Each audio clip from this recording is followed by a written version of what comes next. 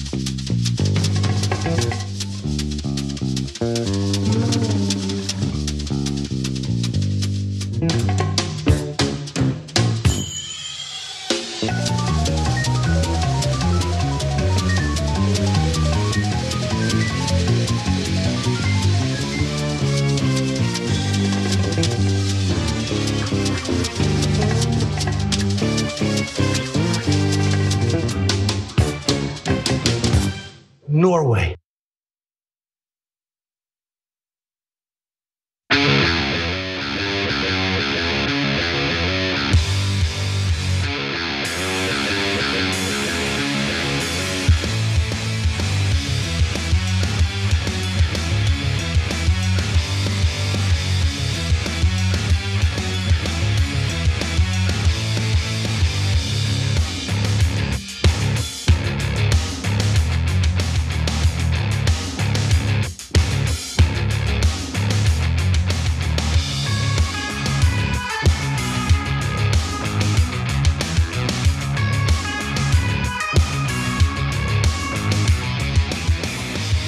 All right, welcome to the Young Turks. Jake Uger, John, I roll with you guys. Exciting day as always, of course. So Jeffrey Epstein's dead. We're going to talk about it in a second. Spoiler. I know, sorry about that. If you haven't seen that movie yet, but I think a lot of us have seen that movie. So we will talk about the predictions that came ahead of time about how that was going to go down. So anyway, that's coming up in a second. And the Trump administration once again proving that they are anti all immigrants, not just undocumented immigrants. Of course, someone threatens to kill AOC. Unfortunately, that's a fairly common occurrence these days. And the list goes on and on of the crazy things that are going on today. Tomorrow, by the way, Bill de Blasio on the program. So mayor of New York, running for president, latest presidential candidate to sign the Progressive Pledge. So that'll be it. He did indeed, here in LA. He's the only one to actually physically sign a piece of paper, which I liked. 8 o'clock Eastern on tomorrow's show, Bill de Blasio for a full half hour. And then later that night, Ron Perlman is gonna join us on Old School. So what? I like them apples. So me, Ben, and Hellboy. And me. Right? No. Me too? We don't really have you scheduled, John. No, sorry to tell you that. That's at 9:30 Eastern tomorrow. So hell of a show for you today and tomorrow. So with that said, let's get going. Okay, let's do it. In the words of Cenk Uygur, Jeffrey Epstein's dead. Okay, that's a simple way to put it, but it's huge news, although not necessarily nobody saw it coming. I mean, it's the sort of thing where a lot of people did suspect that something like this might happen. But I guess jokes aside, he's a terrible person, but he is dead. He was found unresponsive in his cell Saturday while he was awaiting trial on new federal allegations that he sexually abused dozens of young girls in the early 2000s. After being found, he was taken to a hospital where he was pronounced dead. All this occurred relatively early on in the day. And that left us with a weekend where we gradually learned a little bit more about what had led to one of the most high-profile prisoners in the entirety of the United States being free to supposedly commit suicide with nobody watching, nobody checking in, despite the fact that not long ago he was on suicide watch. They just left him alone, and they say he committed suicide. That's the idea. Yes, so that is not definitive yet. That's very important. So the authorities are still looking into the matter, which is a good note of caution, because even if it was a suicide, and even if they were sure, they should double check, triple check, and quadruple check, because for all of history, their work will be re-examined. Exactly. So, look, if you were trying to launch 1,000 conspiracies, this is exactly how you would have done it, right? If you were trying to kill someone, this is exactly how you would have done it. But by the way, if you were committing suicide, it's also how you would have done it. So no one knows. And so I have 1,000 things to say about this, but let me start with the most important 2 things. No one knows what happened. So the people who are claiming that it's a suicide, well, both sides. Let's start with suicide. Okay, I'm supposed to believe that everything that the government says is always true, and if I don't believe that under extraordinary circumstances, and I wait for it to be proven, somehow that's like crazy talk. No, the rational thing is whatever government officials say is immediately true, and everyone else is a conspiracy theorist. No, I don't accept that at all. Now, the other side, the people who say it definitely wasn't a suicide and he was killed. How do you know? Were you there? I wasn't there. You weren't there. How do you know? If you say it's suspicious, apparently the whole world is with you, right? My wife read it in Chinese news, and she's like, yeah, she's like, oh, did you hear they already deleted all the video? I'm like, no, that's not true. No. Yeah, okay. I've seen a lot of comments to that effect, and I'm like, well, there's a lot of weird stuff. That's not what's wrong and weird about it, but there's a lot of weird stuff. Yeah, so there's a big, giant, fat, we don't know yet. Okay, so be wary of anyone telling you that they know on either side. Yeah, I'm pretty sure though. Is that right? Okay. Pretty 99% sure, I think. Okay, all right. So let's look more at the facts because as you'll see, some of them are highly questionable, and if this was an act of incompetence, which is totally possible, it is historic incompetence. Yeah. So let's run through what we do know. We know that his body was found in the shape of a Q. I'm kidding, that didn't happen, but I'm sure Don Jr. will tweet it later. So look, he wasn't checked on for several hours before he was found dead on Saturday. Authorities believe he died by suicide because he was found hanging in his cell, which, yeah, I could see that. I mean, that's the first thing you'd think of. Now, but it wouldn't be the only thing. It wouldn't be the only thing, yes. Right. The New York City Medical Examiner released a statement Sunday evening saying she could not make a full determination on Epstein's cause of death until she had more information, which is fine and responsible. He was supposed to be checked on every 30 minutes and should have been given a cellmate. The person assigned to share a cell with him was transferred on Friday, so the day before, and wasn't replaced. He was reportedly on suicide watch after an initial apparent attempt on his life about 3 weeks ago, but only stayed on it for 6 days. Now, a little bit more details about the suicide watch. This came out just a couple of hours ago. Defense attorneys pushed for him to be taken off suicide watch ahead of his death on Saturday. An unidentified source told ABC News. Sources told ABC News that Epstein had to undergo multiple psychiatric evaluations before officials decided to take him off suicide watch.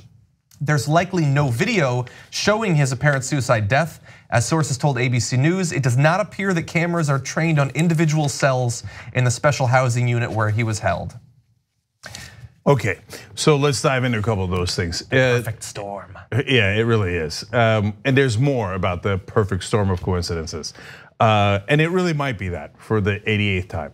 So first off, he had a cellmate for a while because when somebody is on suicide watch, you want someone else in the cell because if they go to hang themselves, presumably that cellmate will alert the authorities, right? He had a crooked cop with him who was put away for a murder. First of all, another giant surprise there. A crooked cop was in jail? Wow. We got one. Okay, so fascinating. Anyway, apparently Epstein claimed, true or untrue, that he was afraid of that his cellmate. They moved him out. They should have moved someone in. That is definitely a regulation that he must have another prisoner with him in his cell, especially if he's tried to commit suicide before. And they ignored that regulation, and that was just not the case, okay, in this situation.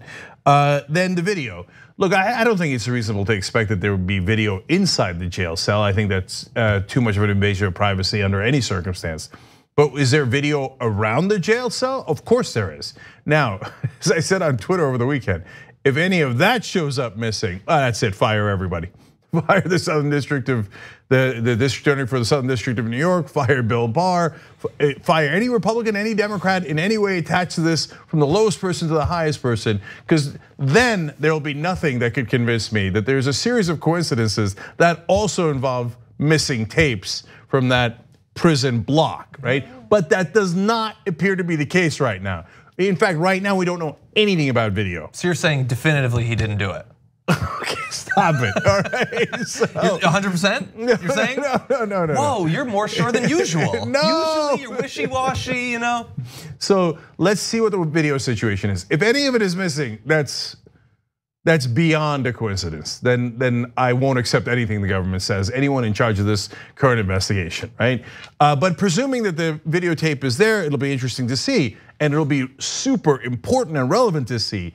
Did anyone come by his jail cell? If there is video of the hallway and no one came into his cell, then it is far, far more likely to be a suicide. If someone came in, probably not a suicide. Okay, so that's why videotape is so important if they have it of the hallway. Just to add one more layer to this though, there's the debate between did he commit suicide or did something else happen? And you can fill in that blank in a lot of different ways, but that's not the only distinction. It's not just, was everything okay and he committed suicide, or was there a big conspiracy and he was killed? There could also be, was he left in a position where he could commit suicide by somebody who wanted him to commit suicide? Yes, and so the fact that they took his cellmate away, they took him off a suicide watch on Friday. Man, if you were trying to set up a conspiracy, this is how you would do it. And then they had guys who were supposed to check in on him, officers every half hour. They wound up checking on him every 2 to 3 hours. They put a couple of really overworked guards on that shift. So one that had been doing overtime for 5 straight days, another one that was on mandatory overtime. To John's point, the third scenario was if you knew the guy was prone to committing suicide, and you wanted to set up an ideal situation for him to commit suicide just in case, this would be it. But if that's your version of the conspiracy, man, that's a conspiracy where you really got to cross your fingers and hope to get lucky. So that's true. But if that was your flavor, it would be buttressed by the fact that 3 weeks ago he apparently tried to kill himself. Yeah. So it's not insane to think that he might, again, and especially when you add the extra layer, which is the cache of documents that came out like 24 hours before this happened. And some of it we already knew, some of it was additional information, but just to give an idea of a little bit that came out. So there was one individual, Virginia Roberts, Jeffrey, I believe her name is. So she's one of the people that was trafficked by this ring, and she names like the people that got her involved and things like that, but also names a lot of the people that she says she was forced to have sex with or directed to have sex with, including a late scientist, a modeling scout, former New Mexico Governor Bill Richardson, former Senator George Mitchell, a hotel magnate, a prominent hedge fund manager, this guy Alan Dershowitz nobody has ever heard of, and Prince Andrew as well. And this information, like there was a huge amount of additional information that had just come out. Pritzker is a giant Democratic family in Chicago, big donors to the Democratic Party in general, and now obviously in charge in Illinois. And so huge names on there, both Republican and Democrat. You know, look, I hope this is not unfair, and it might not be connected to this at all. But in Washington, I always used to hear 2 rumors, one about a Republican and one about a Democrat. And I always thought they were, I don't know. I'm after all this, I'm still kind of naive, right? Like, come on, that can't be true. One of the rumors was that there was a Republican senator who go into the men's bathroom at Union Station and have sex with guys that he found there. I was like, that's the craziest thing I ever heard. There's no Republican senator having sex in public in a men's bathroom in Union Station, the biggest train station in Washington, D.C. Turns out that was totally true, Larry Craig. Okay, totally true.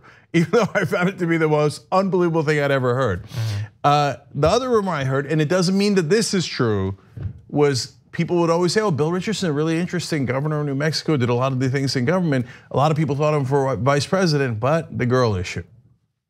Well, I've never heard anything about that. Okay, yeah, and so that could mean 1,000 different things, okay? And by the way, it might have been woman issue, not girl issue. It's a vague recollection from a long time ago, right? Does that mean he's having affairs, which would make him the same as 90% of politicians, right? But all of a sudden his name pops up here. But look, it's just, the reason I bring it up is tip of the iceberg. There's a lot of super powerful names we already know about and some we might not know about. Remember, they got a bunch of CDs from his safe. Why was he keeping them in the safe that were labeled, Epstein's had labeled them as something about young girls, right? Was it just young girls or guys with young girls? And So now that brings me to a CNN report article written right before Epstein died. So obviously they had no idea that he was going to die. This is graphics 7 and 8. So it's a legal analyst doing commentary for CNN, writing, "We do not yet know who else might be implicated, but we have an important clue. The Southern District is staffing the case primarily with prosecutors from its public corruption unit. U.S. Attorney Jeffrey Berman urged the public, and quote, not to read into, of course. U.S. Attorney Jeffrey Berman urged the public, quote, not to read into the unit assignment anything one way or another. But that is nonsense. You absolutely should read into this staffing assignment," the analyst says here. "As a Southern District alum, I know that it is both unusual and significant that the public corruption unit is running this case. Normally, a sex trafficking case would be prosecuted only by the human trafficking coordinators who are part of the violent and organized crime unit that I once supervised. Public corruption is involved here for a reason. There must be at least one public official, past or present, involved in the case in some way." Now, when you have a unit that is looking at public corruption, and then he's in a government jail, and all of a sudden a series of remarkable coincidences happen that leaves him either prone to committing suicide, which we know he was prone to begin with, or whatever else happens, you've got to be asking questions. If you're not asking questions, you're not a reporter, you're not a curious person, etc. If you're the type of person who says, well, if one government official said it, it must be true. Yeah. Okay, well, reporting is definitely the wrong profession for you. And again, though, do not jump to conclusions, because we have no earthly idea what happened in that cell. And remember, he just tried to commit suicide 3 weeks ago, so it's not a crazy scenario that he committed suicide. Yeah, and look, there have been a number of people on the news that have been sort of like, maybe a little investigation, find out something. And some politicians similarly have sort of like, it seems a little bit weird. Like that same day, AOC was like, we demand answers. Like super clear, there's gonna be an investigation, we need to know what happened. This is, even if everything that they say is true, this is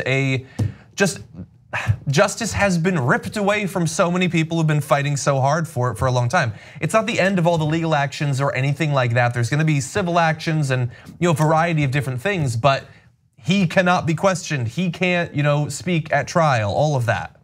Yeah, so, and last thing, whether it's some sort of plot or, like I said, epic, record-breaking incompetence, the fact that they should have seen this coming is already overwhelmingly obvious, but in case it wasn't so, I'm gonna go to a couple of tweets here from one of our hosts, Hassan Piker.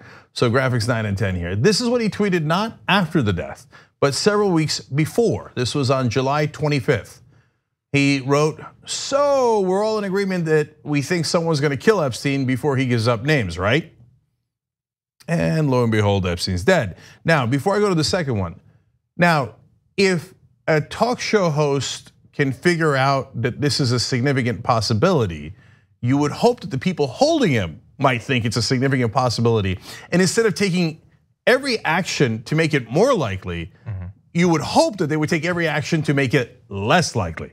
If we could figure out that this could be a potential problem, again, if they couldn't figure it out and they did everything in reverse to make it more likely rather than less likely, I use the phrase literally, historic incompetence, because it will ring throughout history. This is not a small case. Yeah, it was so obvious. First of all, that he could not be given bail because he would obviously flee. And then the second he was put into jail, like this was the most obvious thing coming ever. Like after his initial, when he was attacked, we got the video we can go to if you want to, but Emma joined me on the damage report, and we talked to him in a way that it was like a joke that they weren't taking it seriously. Like obviously this is the highest profile prisoner. He's the most people from all across the spectrum that have an incentive in him not standing trial. Like the idea that they would not do everything that's necessary to be watching him at all times is absurd. It was laughable 3 weeks ago. In fact, that leads me to Hassan's last tweet.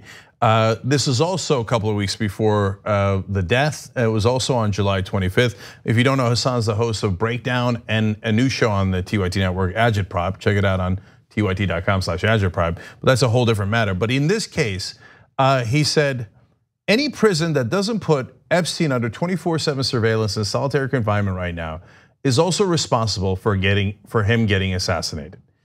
Now, even if you don't think he got assassinated, weeks ago, and I retweeted these over the weekend, most common comment was like, come on, dude, we all knew that. So I'm not putting it out there as like Hassan's a genius, we at the Young Turks are geniuses. That's relatively true. But in this case, everybody knew. What are you doing? Yeah. Of course you have to have him on a 24/7. You're telling me that you run a prison where you've got a guy who might implicate a current president and a former president in a child sex ring, and you don't have him under 24/7 surveillance? That's unbelievable. That's why, to some extent, I get the privacy concerns, but that's why I sort of disagree about not having the camera actually in the cell. I mean, obviously there's privacy concerns, I understand that, but it doesn't seem like there was anyone at greater risk at that point of dying in jail, whether of his own hand or not, than him in that period of time. Yeah, look, I would never want video cameras in cells or anywhere private like that, with the possible exception of Jeffrey Epstein, right? I mean, if ever there was a guy you had to keep 24-hour watch on, it was this guy, and he's the one guy that shows up dead. So, man, if it was just incompetence, heads are gonna roll anyway. If they don't, I mean, they're not going to.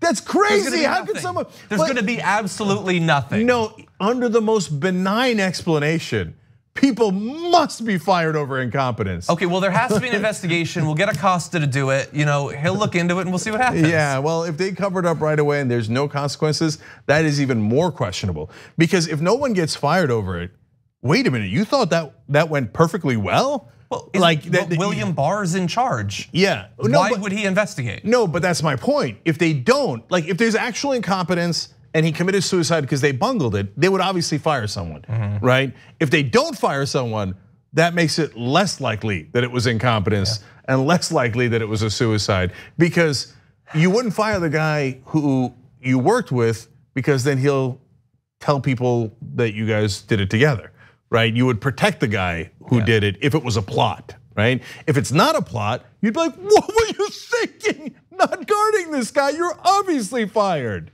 You see what I'm saying? So if no one's fired, that's not a good sign. So we don't know yet, we'll find out. But look, guys, there's a lot of amazing things that have happened in this Trump administration. But this one will go down in the history books. People will be talking about how Epstein died for the rest of your life.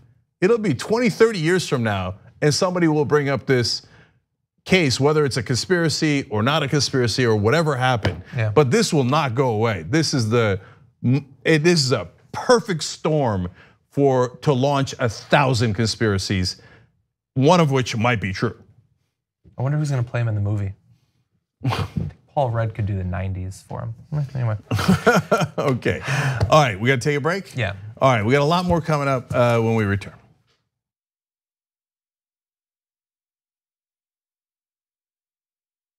Monsanto Corporation continues to sell an herbicide called Roundup. You should know that recent studies have linked this commercial herbicide to a significant increase in non-Hodgkin's lymphoma. A diagnosis of this type of cancer can be devastating to you and your family, while Monsanto continues to profit from these sales.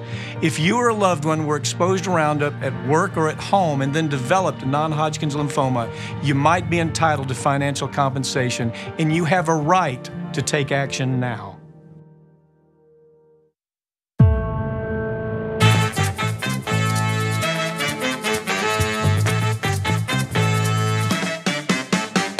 Oh, thank you for the darkness. The darkness makes my light shine brighter. Thank you very much. So lame and so old and tired. As old and tired as white supremacy is, but hey, whatever. I used to be a very conservative person, and listening to TYT, changed my heart because their arguments made sense. If you listen to the argument and make a compelling case and try and listen to what they say, man, it'll change your world too. TYT is important to me because I know it is a news show that I can trust. Not only do they give you the facts, but they are upfront and real about their opinions and their quote unquote bias. I mean, they say we're progressive, we're a liberal, and this is what we think about things. TYT chooses to speak the truth, period. And I'm so great to be part of the TYT Army now. This is about building community. All these people, we're all brothers and sisters, and there's just a great deal of love and respect. Everyone's like a big family, and not just meeting friends, but seeing Cenk in person and seeing John was amazing. And like everybody's just so friendly here. Thanks for letting me find my political family. Being able to finally meet people who are also ready and willing to do what it takes to make a difference in this country. If you truly believe in something, you have to do something about it. You can't just sit around and talk. And it really kind of gave me a little bit of hope, you know, because it's like there's all these people out here who agree with me and want to see money out of politics, Green New Deal, Medicare for all. And it's like, it's just really inspiring. We are bigger than people realize because a lot of people may not know about TYT, but we are huge and we're growing. It was a lot bigger than I thought it was going to be. You know, you're in your bubble, you're in your home, you're living your life, and then, you know, all of a sudden you come out here and you're like, oh, I'm not the only one. You know, and you don't know unless you come. So you gotta come, you gotta get involved, you gotta do something. I've made new friends, and being in an environment where there's like-minded individuals, it's just exhilarating. And the adrenaline rush that you get from feeling this type of, palpable energy in the room and in the march, it's just amazing. Apathy, AKA the moderates, cannot drive out apathy. You know, lack of love and indifference. Only conviction, AKA the progressives, can do that. Truth New.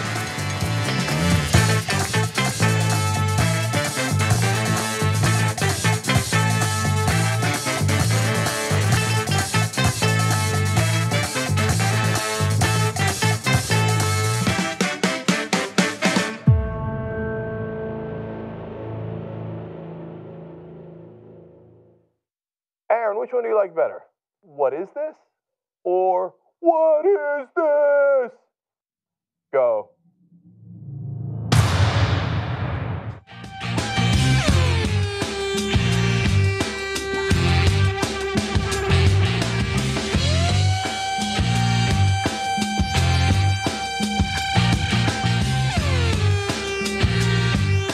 All right, back on the Young Turks. I mentioned agitprop in the last segment. So I want to let you know that the next episode's happening tomorrow. Tomorrow's a big day at the Young Turks. So at 3:30 Eastern, he's going to be joined by Felix Biederman from Chapo Trap House.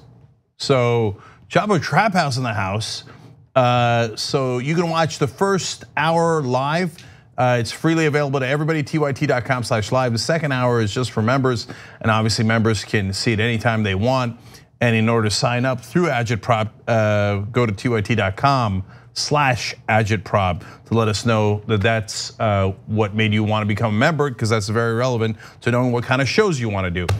You want us to do, and we do this network together, as you all know. Of course, speaking of which, let me just quickly mention that we're going to do a rally in Houston as well. We did one in front of the Miami debates and the Detroit debates, but also Houston. So tyt.com/rally, that's where the next Revolution rally will be. We'll talk about that more later. Now, let me give you guys a couple of comments here. Norris Valkyrie says, both Cenk and John looking sharp today. New haircuts all around, #hot stuff. Agree to disagree, thank you, I appreciate it. But I don't have a new haircut, but John does look good. Okay, so, all right. So comfortable now. Yes, and it's a very rare time that I don't actually make fun of John. All right, Bernard Bruder writes in, I'm glad I can watch the show live tonight. Greetings from South Africa. Greetings right back at you. And he's a member, and by the way, you don't even have to be a member if you want to watch it live on your app or on your television. You can just beam it in through almost any device that you have. Fire Sticks, Google Chromecast, Roku, Pluto, Zumo. Ignite the Fire Sticks. Zoom Fish it in. tubes, whatever you got. Yes. You know? All right, now to Twitter for a second. Guillotine Wolf says, if you guys don't let John onto Old School tomorrow night, I'll cancel my subscription. It's really okay. Yeah, and then he adds, not really though, but maybe. Ron Perlman's awesome, but I'm also fine going home. All right, all right. And last one, I rinse in McConnell's neck bag sweat. Writes in, according to the right wing, Hillary was so sick and weak she could barely walk before the election. Now she has the strength to break into a prison and kill a man. Bends the bars. Yes. Yeah. Well, according to the right wing / Donald Trump, the president of the United States. Okay, anyways. Ruthless enough to murder Epstein, but not ruthless enough to do what's necessary to win the presidency. Yeah, what a curious thing to ease up on, right? Like, I'll do anything. I'll kill one of my best friends in the woods. I'll break into a federal prison and kill the guy in front of everybody. Win the election? No, I'm not gonna do that. Yeah, the only way they were gonna save his life was if that prison was in Wisconsin. Oh, okay. So let me tell you guys a little bit about Wolfpack. So Wolfpack's doing a film about corruption because obviously our politicians, our representatives, even the good guys are not talking about corruption nearly enough. And it's the reason we don't have federal background checks. It's the reason we don't have any kind of healthcare that covers all Americans. You can go on and on, but even if you're a conservative, there's a ton of things that the government can do, should do, are popular to do that they don't do because all they do is serve their donors. So Wolfpack is an organization that is nonpartisan to get them to get election reform any way possible. And so they're doing a movie about it to let you know, because apparently people think like, oh, well, I guess there's nothing we can do. Like on every other issue, there's something we can do, but on this one, there's nothing we can do. Of course, that's not true. You can pass an amendment, and it seems impossible, but it's actually not. It's very possible. They have a proven way of doing it. And they're gonna show it to you in the movie, but first they gotta finance it. So last we checked in, they were at around, they only need $50,000. This is not a major motion picture, okay? They were at about $33,000. It's wolf-pack.com/film, wolf-pack.com/film. So you get all these great benefits if you want. You can come watch us at the studio here if you give a lot of money, but it'll get the movie done. You'll be a producer on the movie or an executive producer. You can watch it online with me and Professor Larry Lesser from Harvard, etc. But if you just give $10, you get behind the scenes newsletters, photos, and videos. And we want to show you one now to give you a sense of it. Like Mike Mineta is the director of Wolfpack, so he's the one filming. And the other guys, it's not a lot of guys who work at Wolfpack, okay? One of the other few staffers is Josh Aces, and his nickname is Aces, very clever. Anyway, he used to work in construction. He's just a patriotic American who wants to fix things. And same with Mike, okay? None of these guys worked in politics or lobbying or anything like that before. So they shot a little behind the scenes when they're going to visit legislators and getting the movie shot. So let's show you a little piece of it here. How was the bus ride? It was a bus ride. Yeah? How many hours did it take you? What's going on here?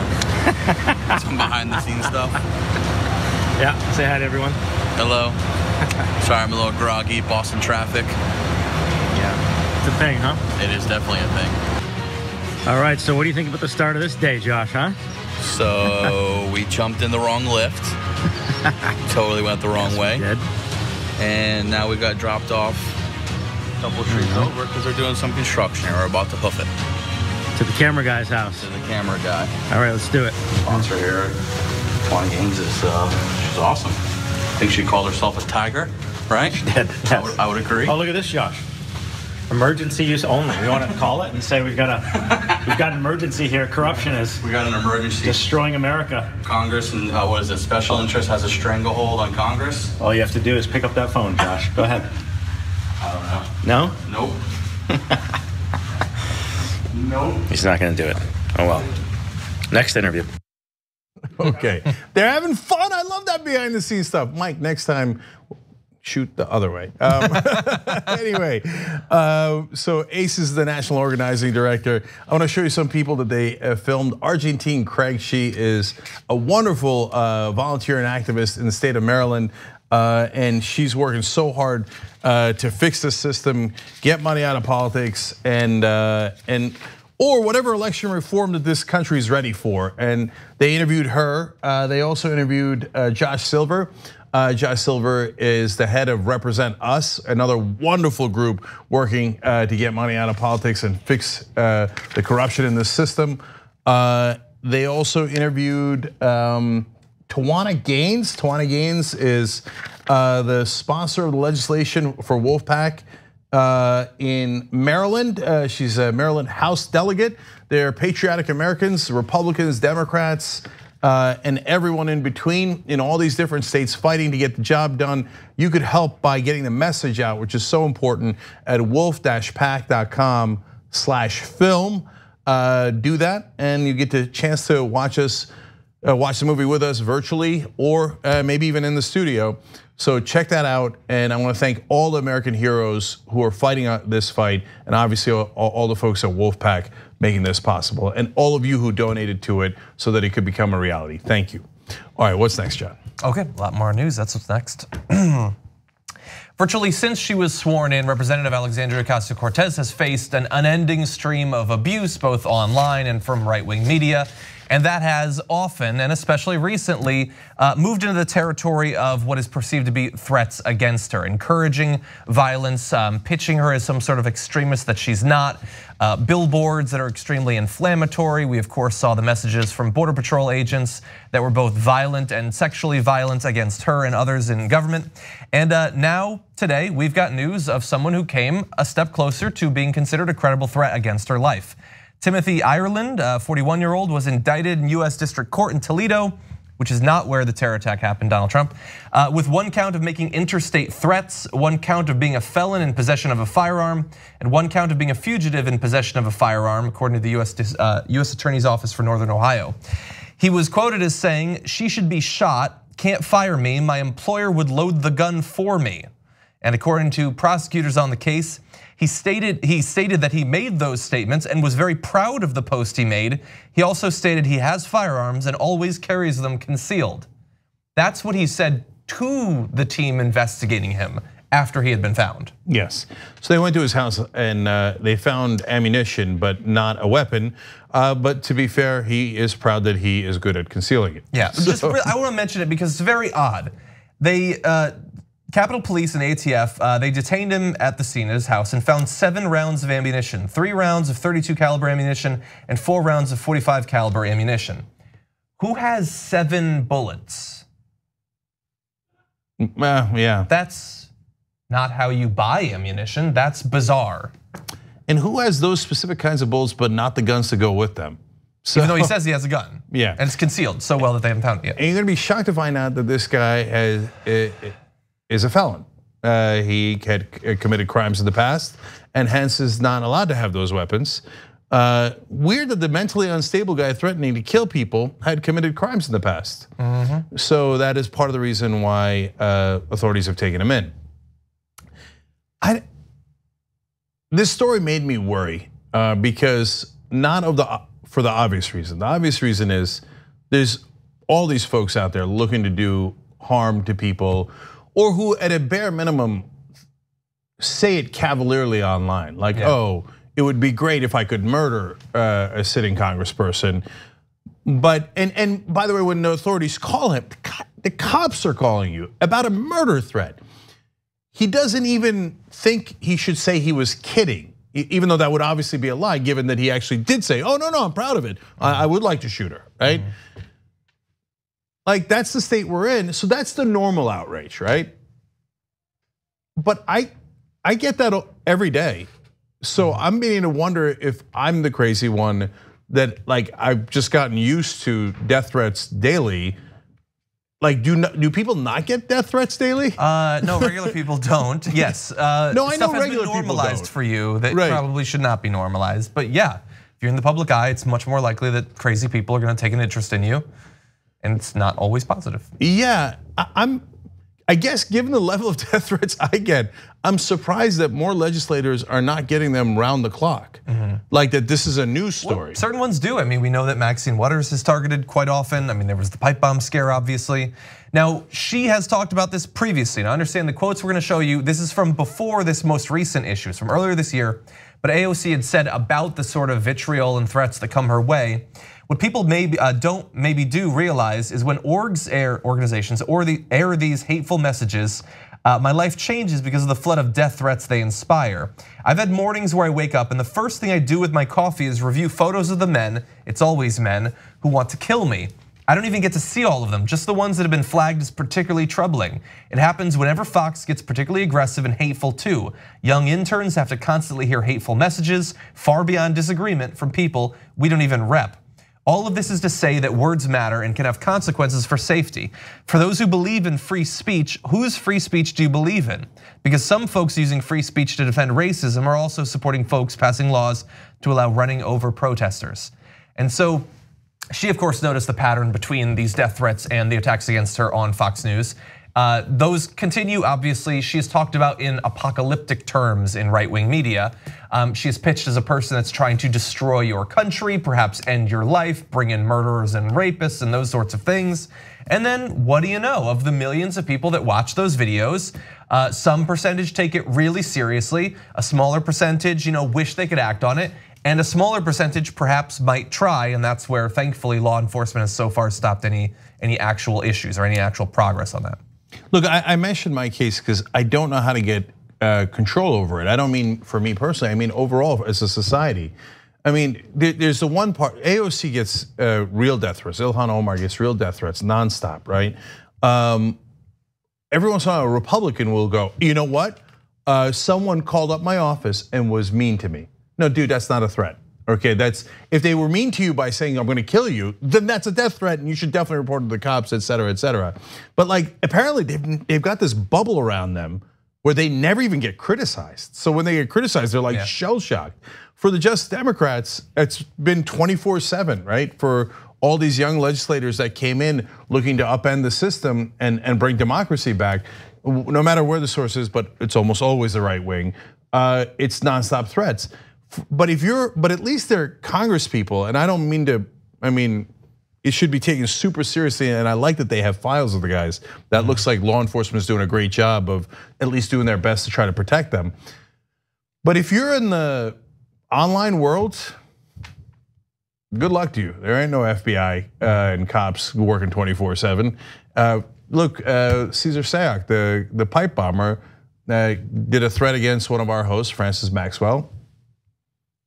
No protection. So, I mean, we're doing our best here, but what I'm telling you is this is madness, and it is definitely going to lead to a very, very bad result at some point. Yeah. And then everybody's gonna say afterwards, no one could have seen it coming. I'm telling you, first of all, it's super easy to see coming. Look on my Twitter handle, any day you could find a death threat, every single day, okay? Let alone the thousands of comments on YouTube and Facebook. Oh God. Where there are probably dozens. Look, the other day I did it on a whim. I was like, here, I'll scroll through for a second, boom, found a guy who said, oh, I wanna hang you until your neck snaps and you're dead and et cetera. Retweeted it casually because it's every day, what am I gonna do, right? So I hope to God it's not anybody, but there's, to John's point, everyone is armed. There's a certain percentage that are mentally unbalanced. There's a certain percentage of that is prone to violence, and that is still a giant number. Yeah. Right? Yeah, and people will assume, what are you worried about? They've got security, Secret Service. No, they really don't. They walk around, they're as vulnerable as anyone. They have less security than your average YouTube star than a lot of people do. It's a very dangerous situation, and you can't, what I would love is for them to stop demonizing her. They're not gonna do that, of course. We can't get anything out of right-wing media. Like after the El Paso shooting, so I posted a video as a challenge to one pundit in particular who likes to pitch herself as a reasonable person, Tommy Lauren. Stop saying it's an invasion. You can see that terrorists are saying the same thing as you, maybe just don't say that. No, nothing. They're still incredibly defensive about the fact that the New York Times today linked a lot of the language that you see on Fox News and Breitbart and things like that to the same language in the manifestos.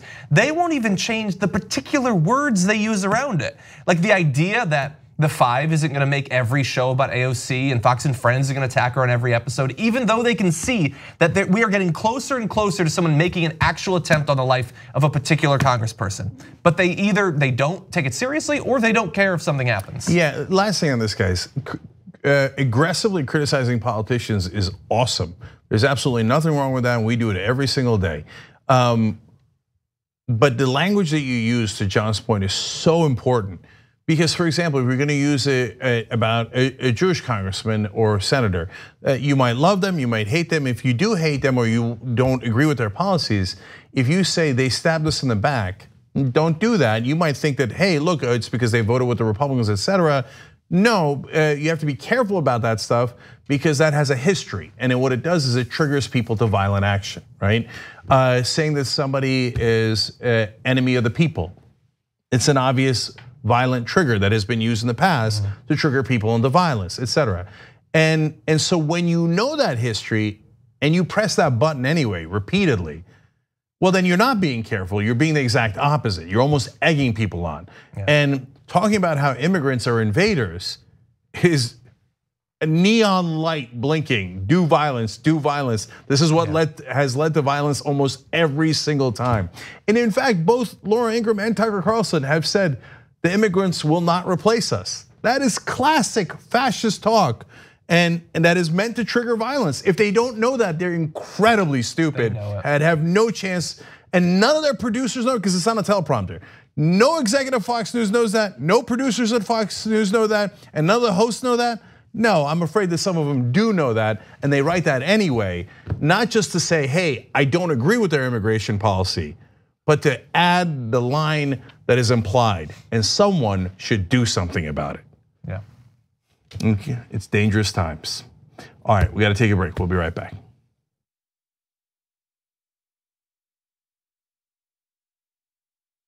The Monsanto Corporation continues to sell a herbicide called Roundup, but you should know that that herbicide is a potential killer. Recent studies have linked Roundup to significant increases in non-Hodgkin's lymphoma. That's a cancer that can be devastating to you and the people you love. While Roundup continues to cause cancer, Monsanto continues to make huge profits from the sale of Roundup. They will not take it off the market. If you or a loved one are exposed to Roundup at work or home and then developed non-Hodgkin's lymphoma, you may be entitled to financial compensation, and it's important for you to take action now and hold Monsanto accountable.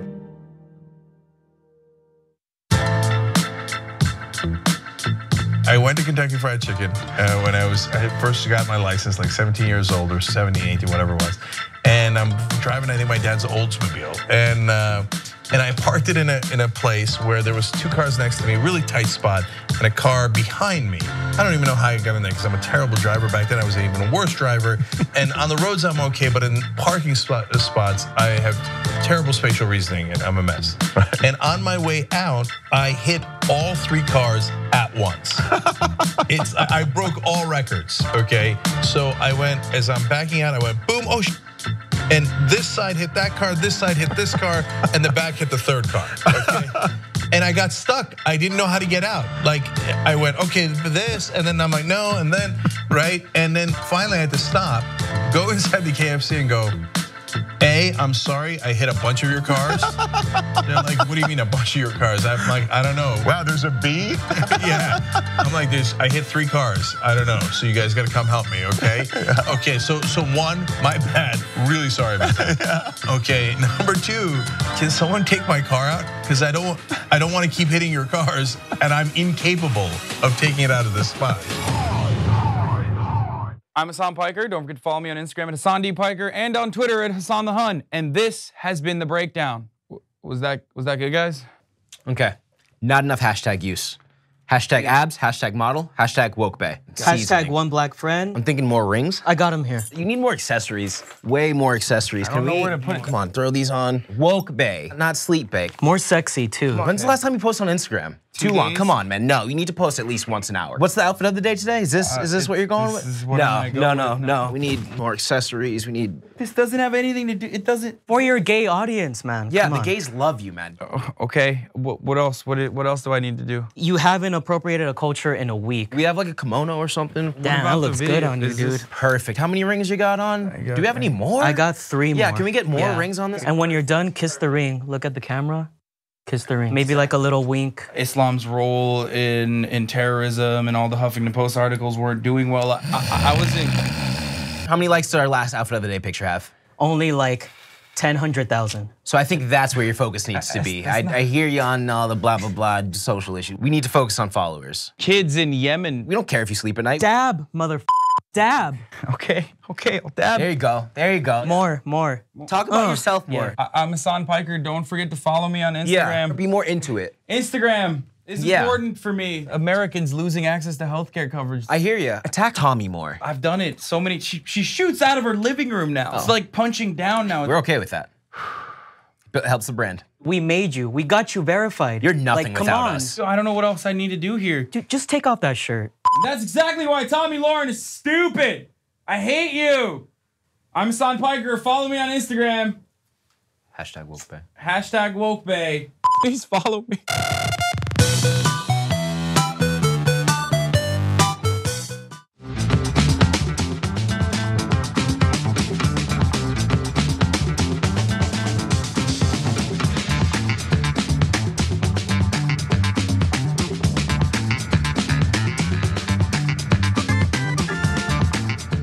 All right, back on the Young Turks. Shrink the right wing amygdala writes in. Our members have interesting names. Become one, find out. Anyway, you could pretty much do almost any name you want. Anyways, writes in, John gave Clinton third-degree burns with that Wisconsin joke. Like Antonio Brown's feet. That's a football reference that John will totally not understand. I get that reference. You do? Yeah. Yeah, I don't believe it. Okay. No, he doesn't. Did he have a really good time in the combine or something? No, no, not even close. Okay, please stop talking. Okay. Please stop.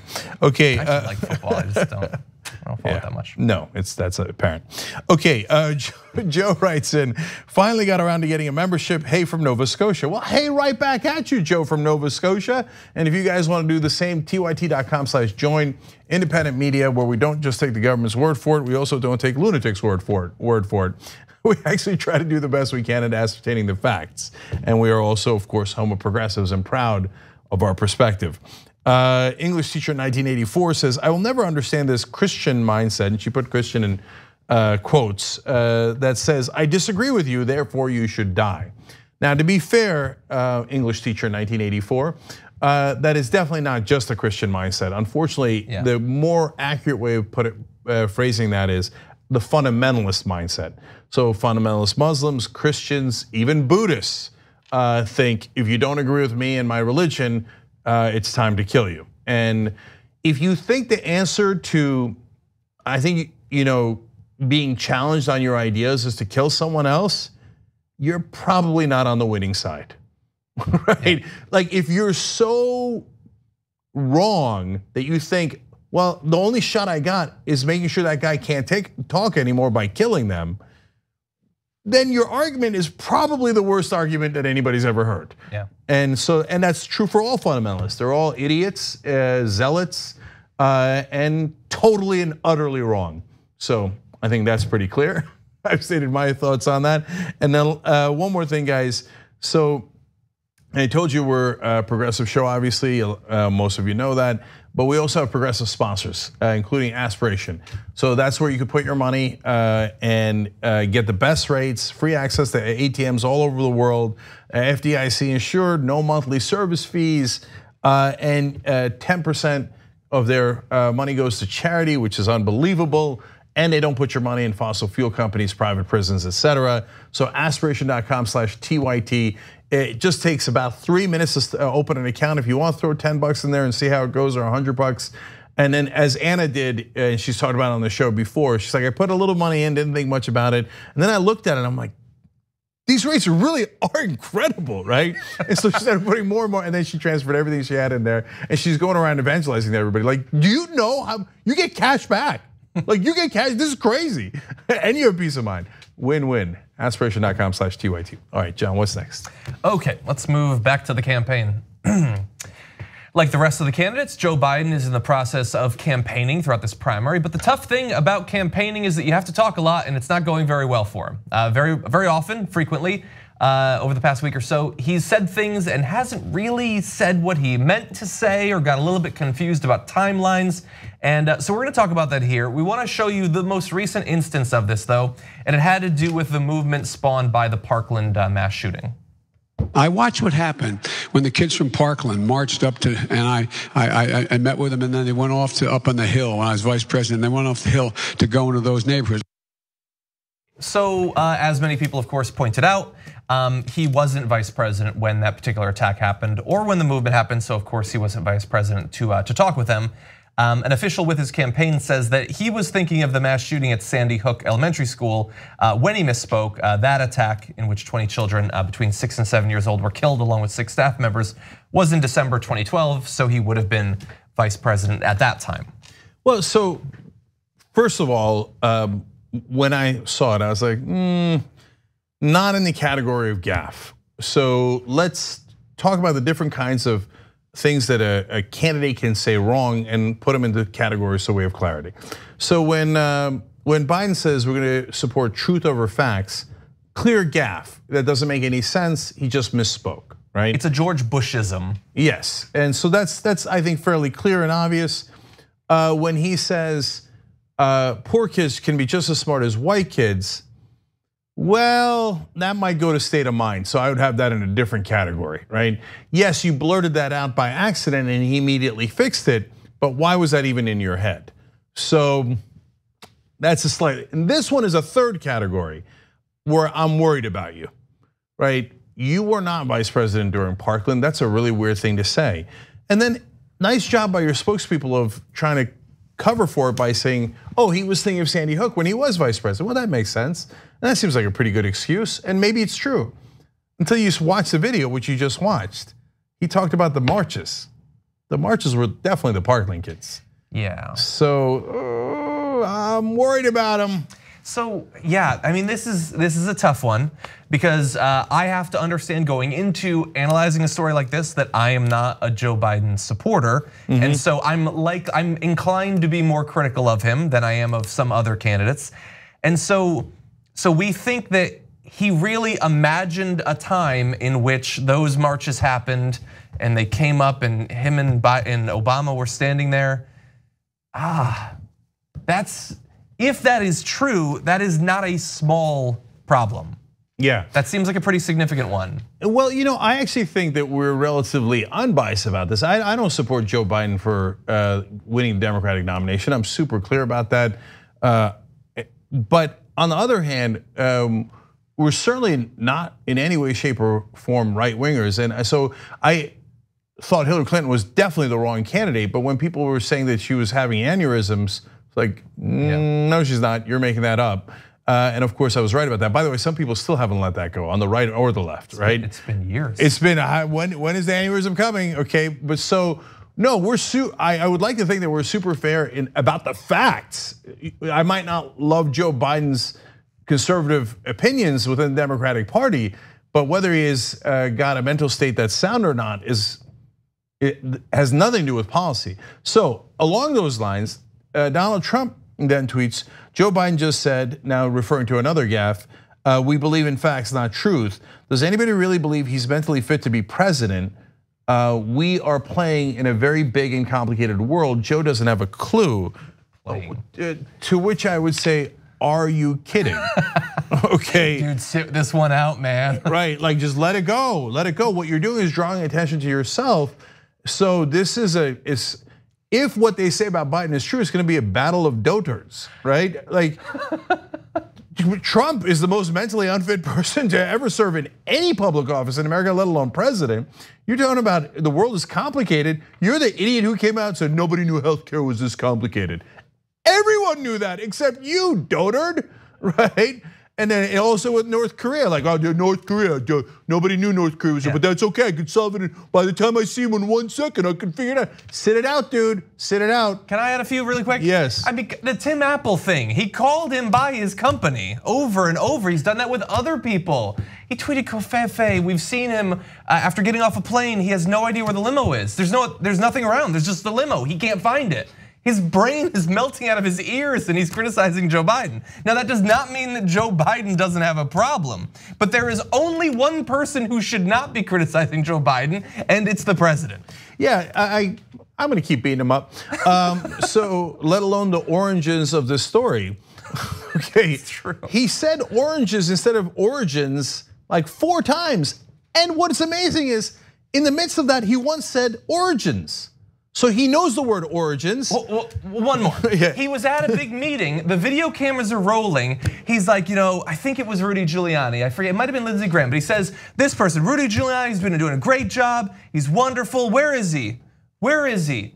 He was directly across from him and he couldn't find him. Yeah, I like that whenever any host on this network has a question of fact, they don't look to me. They always look to the stage manager. Like, well, he might know. I mean, Jank's not gonna know, but he might know. To be fair, we don't trust the government, we don't trust each other. Yeah, to be fair, we have the smartest stage managers in the business by a long shot. But anyways, another one that's just fun, it wasn't as big a deal, was, have you ever seen him leave the umbrella behind? Like, when he's getting into Air Force One, he's like, what do I do with this thing? I can't bring, I don't know, just leaves it. Okay, you know why though? Because he has regressed to a pre-infant stage. He doesn't have object permanence. He thinks that when he stops holding it, it's gone from the universe. I'm a very stable genius. Yeah, who says that? Who says that? All right, anyway, last one. He thinks wind causes cancer. No one should ever let that go. On that statement alone, he should be impeached. We have a lunatic for a president, totally mentally unfit to be president. Anyway, so with that in mind, back to Biden, why would we put up the guy most similar to Trump against Trump?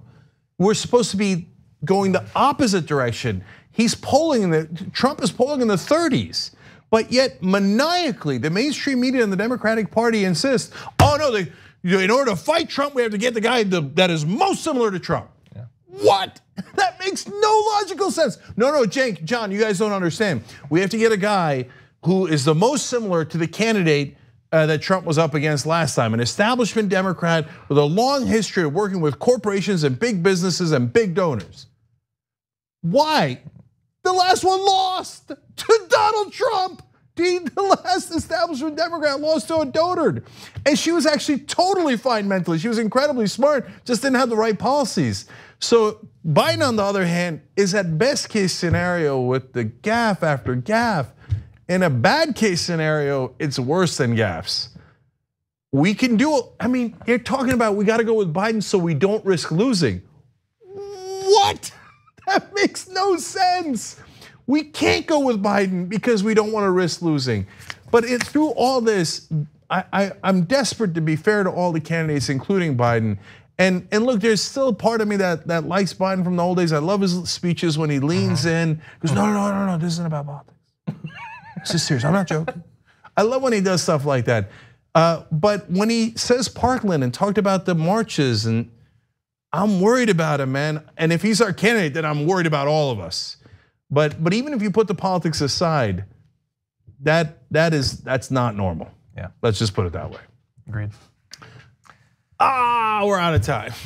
Okay, for the first hour, we got a great second hour coming up for you guys. And of course, it turns out that the Trump administration is against all immigrants, not just undocumented immigrants. Yes. I just want to say we were going to talk about the Endangered Species Act changes. It will be discussed tomorrow morning on the damage report, so feel free to tune in. On tomorrow's episode, I'll break it down there. This is recently it was the 5th anniversary of Michael Brown's death.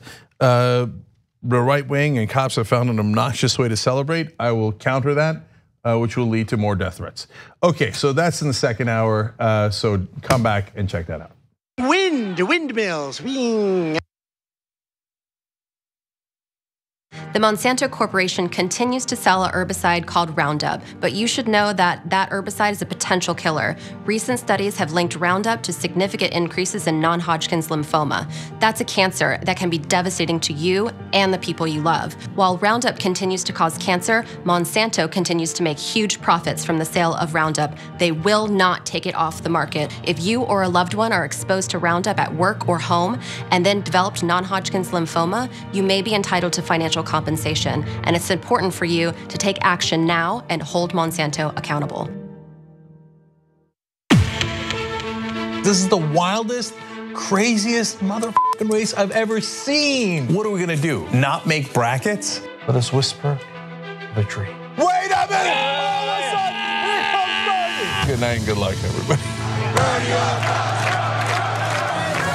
These are the two most unpopular candidates we have ever had in our nation's history. Jesus Christ, there is significant boos every time Hillary Clinton's name is mentioned. Everyone I know is voting for her out of fear. He was looking at Donald Trump's hair like it was cotton candy. That's right. Get him out. Get him out. It's political game. They don't care about lies. Bow your head. This is what we mean by the establishment press. Do you trust the establishment media? Yeah, no. We have a good time on this show. What else are we gonna watch? They did 100 squats a day for 30 days straight. I was like, how hard can that be? That doesn't sound very hard. So I'm gonna try to do this for 30 days and see if there's any difference in my physique. 3 weeks later. Steve, how is your exercise regimen coming along with your squats? No, I did 100, 100, 100, 0, 0, 0, 0, 0, 0, 0, 0, 0. You're pacing yourself. Yeah. Right.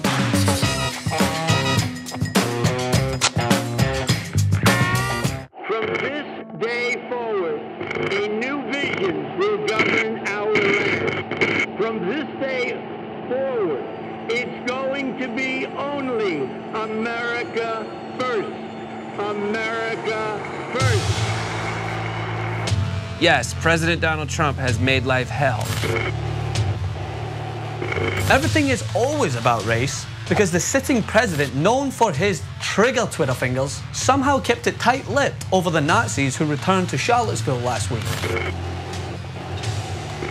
If Republican politicians genuinely cared about all lives, we wouldn't be facing the largest wealth redistribution in American history. Trump, who claims he wants to make America great again, but isn't really interested in protecting the little guy, just withdrew Obama's memo and told collectors that they're free to go back to screwing over struggling Americans with fees. This decision will impact far and wide, especially, and listen for the irony here, those who already pay more out of pocket each year due to soaring internet package prices.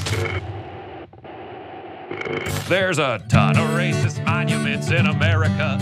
White supremacy is still put up on a pedestal. Of course, more white people are killed by police. White people make up more than 75% of the US population. So you can justify your bigotry and feel better about saying these things at dinner, polite dinner conversation with a side of racism and home fries. Does the president normally watch these kind of anti-Muslim videos that have been posted by this group? Here's a list of what the president watches every day. It goes cartoons, Fox and Friends cartoons, followed by, at noon, it was a bunch of Civil War documentaries for like 6 hours. But he claps at all the wrong times.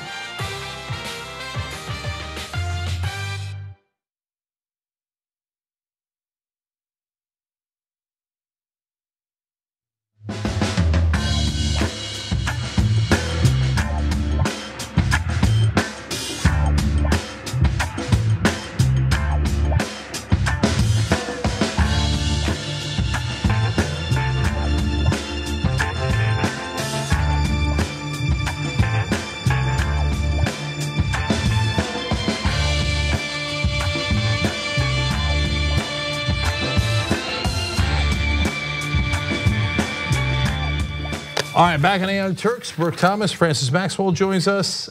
Great to see you guys. Got a lot of stories for you. As usual, let me quickly do your comments and a couple of notes and corrections. First of all, I forgot to mention Charlie Cooper, who is co-founder or founder of Get Money Out of Maryland, who's was also interviewed in the Wolfpack movie and is just a wonderful, wonderful activist. And I want to make sure that I gave him a shout out too. And I just checked wolf-pack.com/film. And it's at 34,602 now. So can we see 50,000 make that happen? Thank you guys for participating in that. And I mentioned Agitprop is 2 hours. One is 1 hour is public and 1 hour is just for members. It's not, both hours are not being taped tomorrow. Just the 1 hour with Chapo Trap House is taped tomorrow, but that's also live for everyone, including non-members. Make sure you check that out at 3:30 Eastern tomorrow, right here on tyt.com/live. The one for just members will be taped on Friday, just so you guys know. All right, let me go to Twitter. Dominic Franco says, I was so excited that John might have gotten a football reference. and then was immediately crushed right afterwards. So close yet so far. Actually, not that close. He was just making stuff up. Okay, and Hangry Skywalker with a tweet I love, saying, "Enjoying my birthday, having whiskey and a steak. Opened up an aspiration account, supporting hashtag TYT Live and watching a cheesy 90s movie when the show's over. In my 34 years, I learned one real truth. We need independent media. Please support." Thank you, Hangry. I appreciate it. And it's, by the way, sounds like an awesome birthday, and happy birthday to you too. Whiskey and steak and watching TYT and cheesy 90s movies. I don't see how it could get better. Okay. And last two here. Now from our members section, tyt.com/join to become a member. Stiff Upper Lip says, Biden will be out of the race by New Year's Day. Mark the tape. Okay, JR, we're marking the tape. It's a somewhat bold prediction, but I think there's a very good chance you're right. And then finally, C or J, likely C, writes in, TYT, in Craig we trust. Now I love that. What a legend. Yes, now that's true. But today it happens to be Skip. So sometimes it's Edwin, sometimes it's Craig, that are our stage manners that know everything. But today it's Skip, and sometimes it's Jacory, and all four of them know everything on the planet. All right, and maybe I'll talk to Jacory in the post game about my basketball game. I'm not saying anything. I'm just saying. Last half hour is just for the members, and we have a lot of fun. I'll show you some tape actually for my vacation in Hawaii too. Brett will join us. So tyt.com/join. All right. That's awesome. What's next, Brooke? All right, well, let's get started here. The Trump administration is actually making it harder for legal immigrants to get permanent legal status. Legal immigrants to get permanent legal status in the US if they rely on food stamps or subsidized housing. The move will have the greatest impact on immigrants who are living in the country legally and are likely to receive government benefits, making it much harder for people who are struggling financially to win legal permanent status, commonly known as a green card, so they can remain in the United States. This is the latest policy, of course, by the Trump administration, hoping to restrict immigration. The director of US Citizenship and Immigration Services says this will allow the government to insist that immigrants who come to the country were self-sufficient and would not be a drain on society. And one more time, just so it's clear, this new rule would alter how the government decides if someone is a public charge, allowing officials to deny green cards to those who have used or will likely use the Supplemental Nutrition Assistance Program, commonly known as SNAP, food stamps, Section 8 housing vouchers and assistance, public housing, or most forms of Medicaid. And of course, Donald Trump himself has been extremely open on his thoughts on this. Take a look at this. Priority will also be given to higher wage workers, ensuring we never undercut American labor. To protect benefits for American citizens, immigrants must be financially self-sufficient. Yeah, if we had had that standard, we'd have almost no one in the country. So we certainly wouldn't have any Irish in the country. They were running from a famine. You know who's not rich when they get here? People running from a famine. Okay, we wouldn't have any Irish. We wouldn't have any Italians. We wouldn't have any Jews, let alone the Chinese, let alone African Americans. Well, we'd still be here because. Yes, but certainly we're not brought here because of the wealth that associated with you guys. And of course, Statue of Liberty has this quote. Everybody used to be familiar with it, but they've kind of buried it. So look, there's a couple of problems here. One is, I thought you guys were against undocumented immigrants. No, they're against all immigrants. Second is talking about, they're basically not worthy of coming here if you're not rich. So that's why I wanted to make sure that you guys did know the quote on the Statue of Liberty, where we receive immigrants historically. Give me your tired, your poor, your huddled masses yearning to breathe free. The wretched refuse of your teeming shore. Send these, the homeless, tempest tossed to me. I lift my lamp beside the golden door. It's not unclear about the homeless, the wretched refuse, the tired, the poor, the huddled masses. And now Trump says, give me your millionaires and billionaires and corporate executives yearning for tax shelters, and we will bring them here. But everybody else, you're not welcome. And if if you can't at least agree with our core principles, you might be a little un-American. Can I say two more things? I just wanted to point out two more things. So more than 4 million non-citizens, were in families that received SNAP benefits between 2014 and 2016. And I just have two quotes that I thought were really important. One is from Sarah Pierce. She's an analyst at the Migration Policy Institute, saying it will likely shift immigration away from Latin America and towards Europe, while disproportionately disadvantaging women, children, and the elderly. Marilena Hincapi is an executive director of the National Immigration Law Center. She said it'll have dire humanitarian impact, forcing some families to forego critical life-saving healthcare and nutrition, and the damage will be felt for decades to come. So this doesn't stop people from coming, it just stops people from asking for help when they need it. Yeah, but it was always gonna be set up with this idea. I mean, first of all, it was like, oh, we're gonna target illegals, right? That was what they would always preface it by saying, and then you'd always see that ICE would end up detaining legal citizens and then say, oh, we didn't know, we were just doing a thorough check. It was kind of set up for the same purpose, which is to try and force this sense of we're tackling down on immigration, but sooner or later we're gonna end up coming for every and any immigrant who happens to not fall into our idea, by ours I mean Trump's idea of America. But it goes back to the concept of what I thought was supposed to be the bedrock of America, of pulling yourself up by your bootstraps and working hard and making the American dream happen.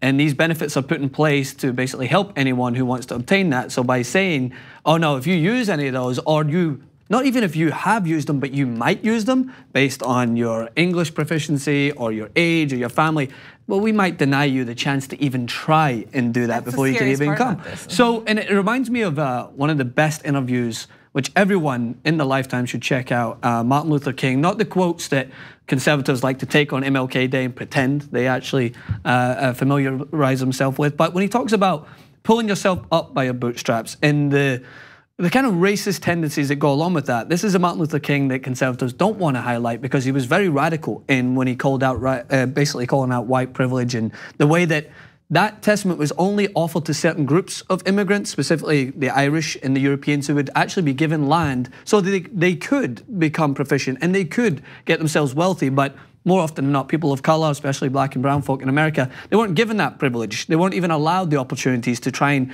raise themselves up from the bedrock, which a lot of Americans had put them into. So it just goes along with that sentiment, is like, so you're not only lying when you're selling this idea of the American dream, but you're not even gonna let anyone have the opportunity to try and get it. Yeah, so there's layers of what's wrong with this policy. So first of all, saying, if we think you might one day require public assistance, what? Right. What is this, a thought crime? What's that gonna be based on? Right, and like, hey, we think one day you might be poor, so we're gonna kick your ass preemptively now and deny you certain rights. That's insanity, right? And by the way, if you're a Republican voter, are you all fabulously wealthy already? I mean, look, first they said it was undocumented immigrants, now it's all immigrants, including green card holders, which is another layer I'm gonna get to.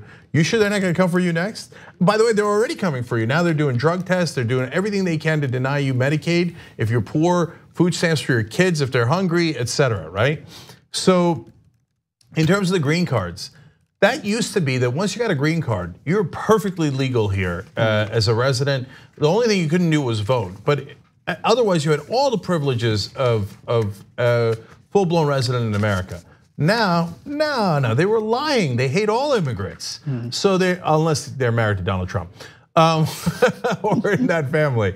So now they're chipping away at all the rights the green card holders have. So how could it make a difference? I mean, look, Steve always told the story before. He's sometimes appears on air here and he's an employee here. And his parents came incredibly poor from Korea. With the help of other family, et cetera, they were able to get a toehold into a 7-Eleven that they ran, et cetera. But before they got to 7-Eleven, they were dirt poor, so they needed assistance. So they got food stamps because they were hungry. And lo and behold, they worked really hard. It's the American dream, right? Wound up owning that 7-Eleven, wound up helping others own 7-Elevens, right? And wound up sending their kids to really great schools, and they would have done well if they weren't working at the Young Turks. So, that was supposed to be what Republicans stood for. I remember because I was a Republican back then when I was younger, and my family lived the American dream. A lot of my friends lived the American dream. We were told what now it turns out was a lie. Yeah. And it's not that I actually am still patriotic. I don't believe the American dream is a lie. I think it's awfully difficult and way harder today than it ever was. Well, depending on who you are. But, but having said that, the Republicans, it turns out, never meant it. They never believed in the American dream. And this whole bootstrap stuff is nonsense. They actually want to make sure that you have as difficult a time as possible if you're from the wrong place and you look different than them. Well, I like that you brought that up, and it also contradicts what you always hear from conservatives, where they say, well, why are they even flooding our border? Just come the legal way. And then now they're saying, oh, you can come the legal way, but we're actually going to put more restrictions on it, so it makes it even more difficult. And for anyone, and I'm speaking on behalf of people who have actually went through the process, I know, as you mentioned there, and I want to highlight it straight away, the process for me has been a lot easier because of I've had family be able to support, company support of going through the process, but it is not cheap, right? So to break it down, if you're actually looking for ways to try to, in a way, discourage people from trying to get a green card on its own, it costs a substantial amount of money just to even try to get into the process, to even get into the interview stage. So you're talking about, if you're talking about family-based, at least $4,000, including lawyer fees, and then if you're looking to try and go through, you've got biometrics, you've got so many fees added onto that. So you're actually going to be out of pocket before you've even got into the position to try to become a legal citizen. And then they're trying to say, oh, you can spend all that money trying to come here, but you know what? We might not even give you it because you might one day need to rely on the government to help you after you've pumped all this money into trying to become a citizen. It's ridiculous. Yeah, and very last thing here, guys, is that we had a system that was okay, it wasn't great. We, and a lot of Democrats also believed in deportations even before Trump, et cetera. But the one thing that we were all theoretically in favor of until the Trump years was, well, look, America is built on immigrants. That's an absolute fact, and no one could dispute that. So we all were in favor of legal immigration, getting in line, as Francis did, as I did, et cetera. And the Republicans said that most of all. They shouted it from the rooftops. Now, not only do they do this, they're against what they're calling chain migration. Chain migration just means family members. That is the predominant legal way of entering the country.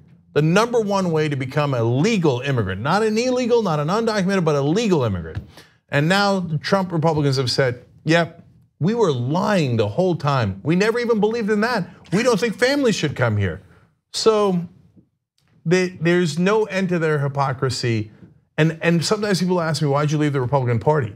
Well, if you find out everything they were saying is a lie and you stayed, what's wrong with you? The question isn't why I left. The question is, why hasn't everybody left the Republican Party? We know the answer to that. Yeah. Just so we're clear. Yeah. I think we're taking a break. All right, we'll be right back.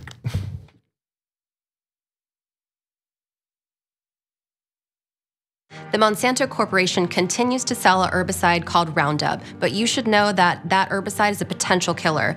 Recent studies have linked Roundup to significant increases in non-Hodgkin's lymphoma. That's a cancer that can be devastating to you and the people you love. While Roundup continues to cause cancer, Monsanto continues to make huge profits from the sale of Roundup. They will not take it off the market. If you or a loved one are exposed to Roundup at work or home and then developed non-Hodgkin's lymphoma, you may be entitled to financial compensation, and it's important for you to take action now and hold Monsanto accountable.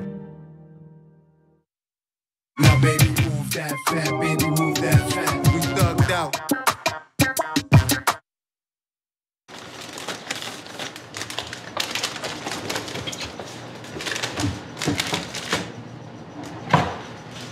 What's J&A? Ja'Cory and Arthur. You guys share a mug? Yeah, you both take our hot cocoa black. That doesn't make any sense. Plus, I'm right-handed and Arthur's left-handed, so our lips wouldn't even touch the same area. It's perfect. No, I'm not left-handed. What do you mean? I've seen you type with your left hand. Yeah, and also with my right hand. That's how typing works.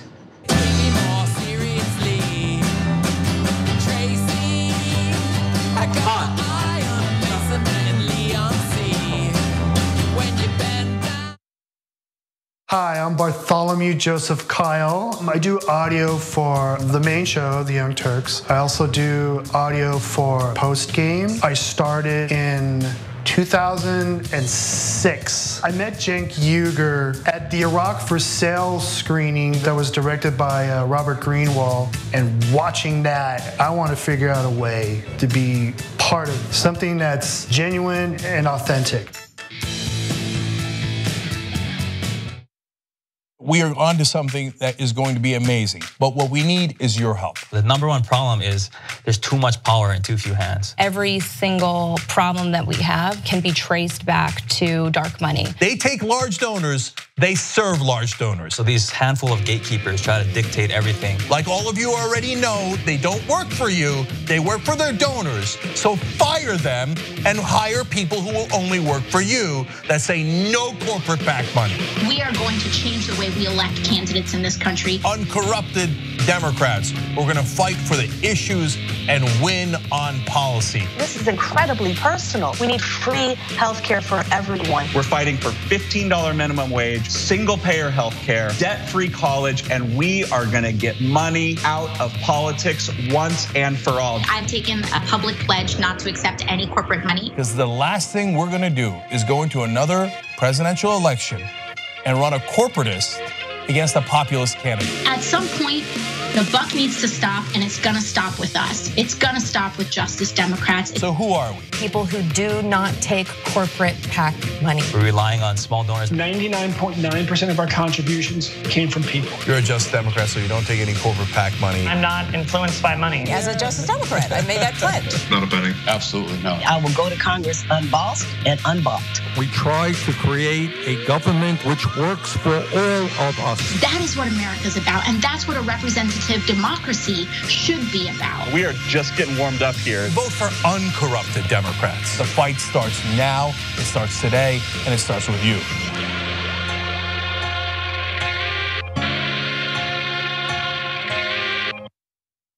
And someone sent me a message on Snapchat, but now I can't find it. What do? Go.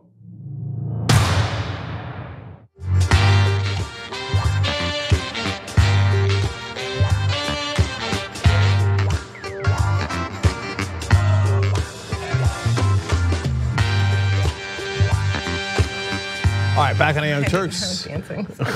Yeah, that was fun. That was for you, Brett. That was a very Tarantino-like intro. Yeah, it was. You got into it a little bit. Yeah.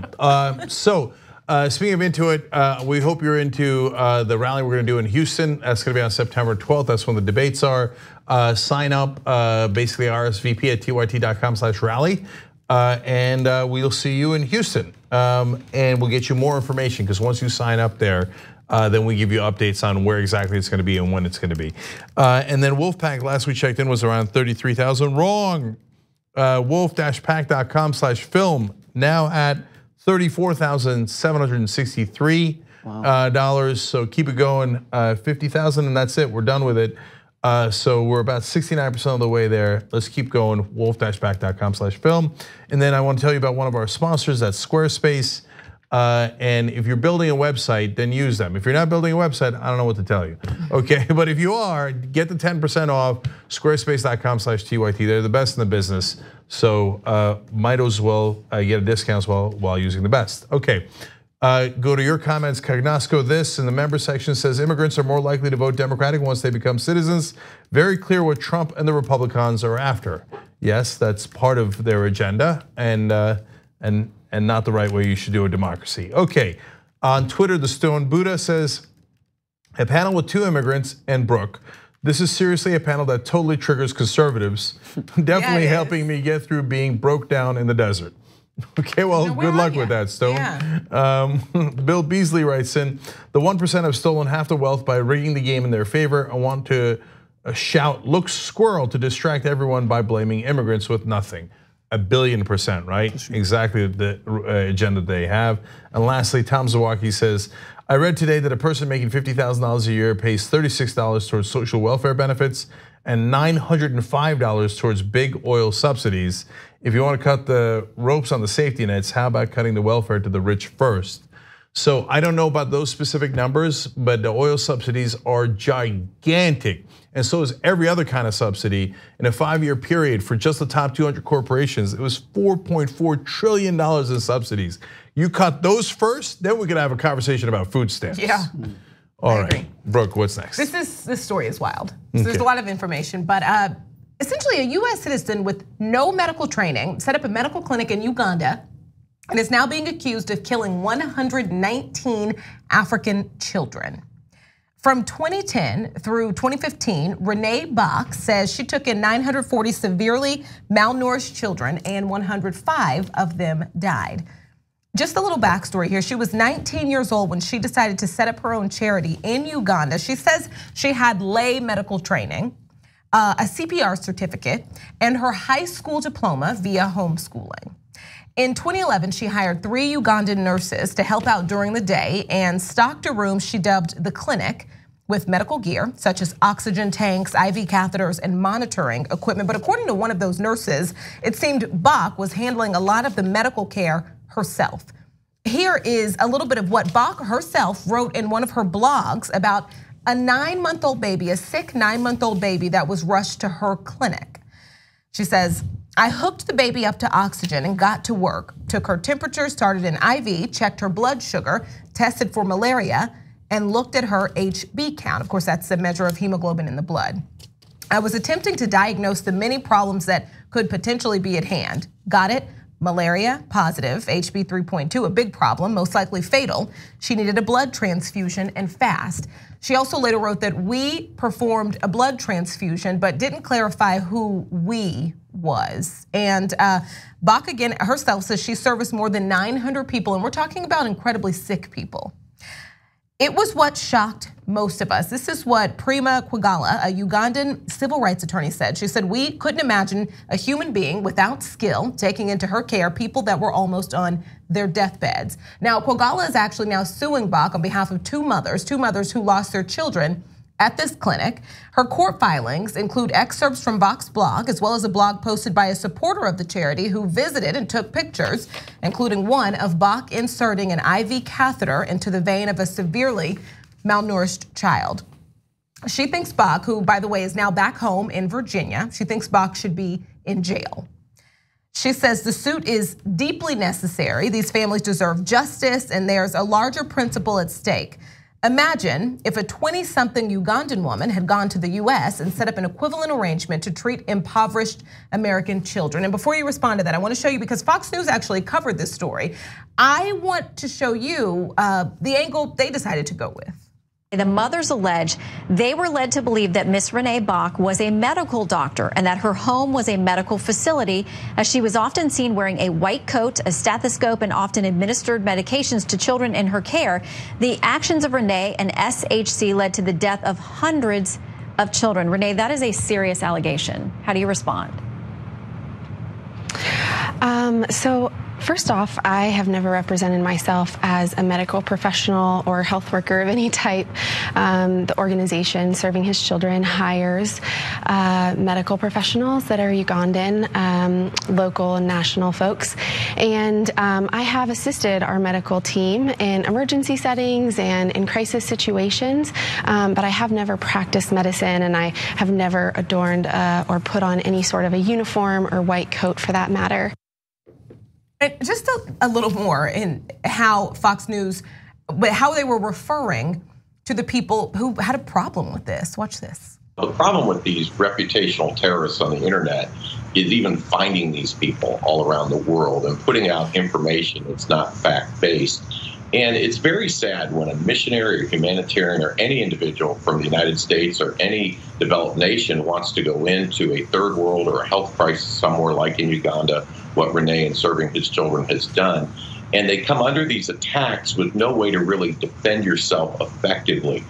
We believe that it's important that you get good information out. And while they want to talk about these desperately sick children that were tragically lost, they're ignoring the fact that 3,600 children had their lives saved. What Serving His Children did with a medical team there in Uganda and under Renee's leadership was truly remarkable.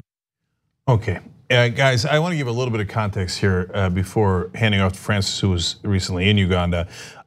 So first of all, Look, we said killed in terms of the 105 kids, but yes, there's a certain death rate that comes with anyone taking care of kids, especially sick kids or people in general. So the important question is, well, what was the death rate? Was it within norms or was it outside of norms? And in this case, it was way outside of norms. In 2011, the death rate was 20% of the kids that they took care of died. That's and they shouldn't have been taking care of them. That's the problem. Yes. In 2012, it was 18%. Experts said if you had any kind of charity with those monstrous rates, it would go all the way up to the head of the organization, the head of like people looking after charities to make sure they're not scams, etc. Going, what is this 20% death rate doing here? This is crazy.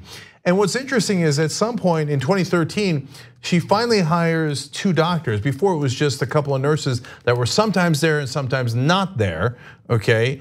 And the death rate drops to 10%. Well, it turns out having doctors makes a big difference. Of course it does, right? But unfortunately, not nearly enough precautions were taken. And look, as I started reading the story, I get that she went to go do good in the world and she wanted to help people, so I acknowledge that. But this savior complex leads to taking dangerous risks, and the view of the country that you're in leads to a problem like, well, I got homeschooled and I'm a high schooler, right? But I'll know, whatever little education that I have, I'll know better than their doctors. No. Yeah. If you bring those kids to the hospital, they have doctors in Uganda and they have hospitals in Uganda. They're not incredibly rich in that particular area of Uganda. We all know that, but they have doctors and hospitals and they know how to take care of kids. That doesn't mean that no kid's gonna die because some of them were in bad situations, right? Yeah. But a lot more kids are gonna be saved if you do the right things instead of just blundering in there. Oh, I got this. I'm gonna save Uganda. Right? That's what happens so often. It's just because of how Africa is viewed. That one would believe that I just graduated high school and I must have, I must be better at saving kids than a doctor, than this black doctor in this African country. Because they're all poor and they all need help and they all need saving. So I must know better because I'm from America, I must know better.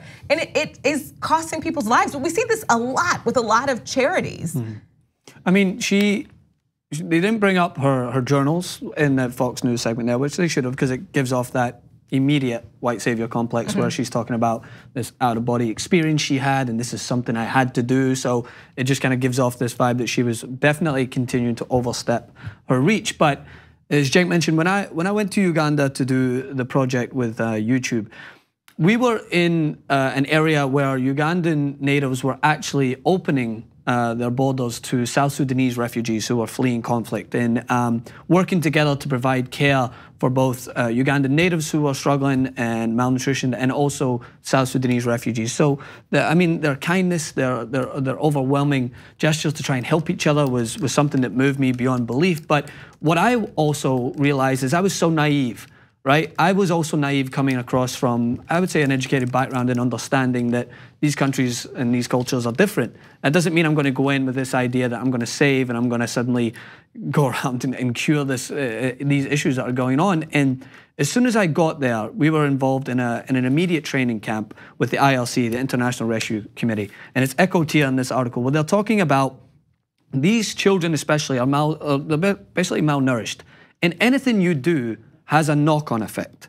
So even if you're going in and you have this, because what happens is kids come up to you when you're there and they want anything that you can potentially offer them in these poor areas. And it's such a tragic circumstance where people are often in a weird situation where even if you hand over something like a packet of crackers or food, it can have a knock-on effect because you don't understand that these kids, the metabolism isn't working, their immune system isn't working. So you're trained as you come into these areas to be aware that you can't just suddenly take it upon your own idea to go and offer children food or try to cure children or try to, I don't know, have some sort of savior complex where you can help in these areas where they have doctors and they have professionals who are looking at every single case. Because in these children, in these areas, the simplest thing, the simplest infection, the simplest misjudgment can kill them within 48 hours.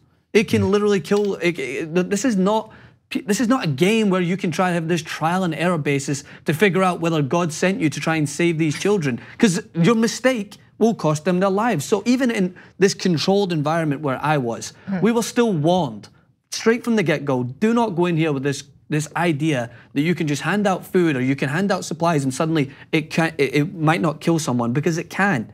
And this girl going into this situation, this person who thought she could go in and create this, I don't know, this savior complex of her own, it's costing people's lives. And it is down to this misunderstanding of Africa is a continent where, oh, they don't have much, so I'm gonna go in, and even with my high school education, I know more so than a doctor who's trained to try and take care of people.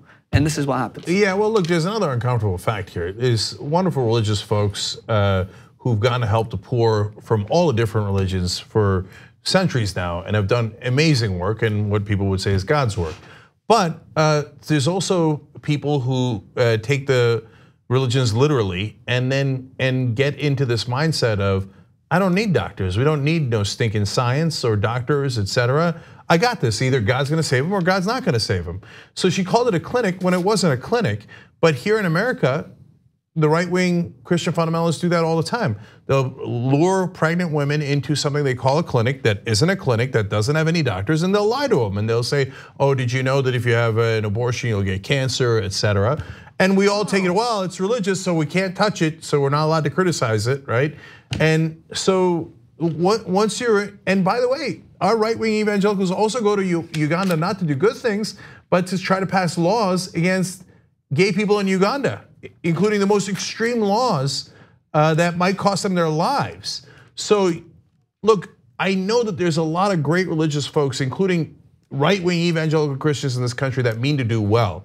But you've got to have your stuff straight. You can't just go in there, and some, by the way, that don't mean to do well. But even if you mean to do well, you can't just blunder into a situation and be like, nah, it's okay, I talked to God, and God says I don't need doctors, and I got this, and I'm gonna put on the stethoscope and get to work. Look, I don't know, they have no knowledge.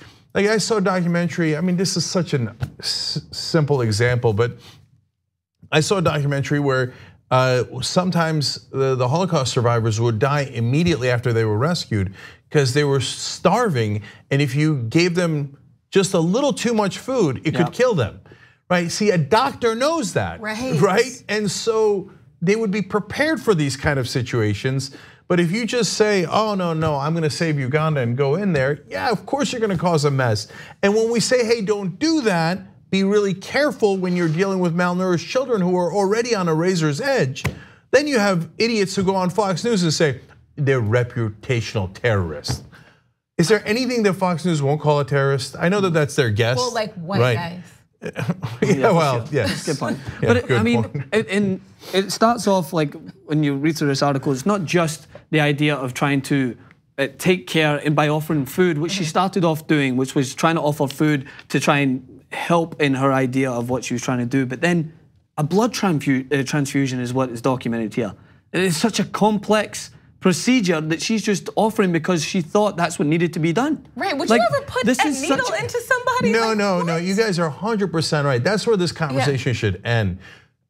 Who in their right mind would try to do a blood transfusion when they're not a doctor?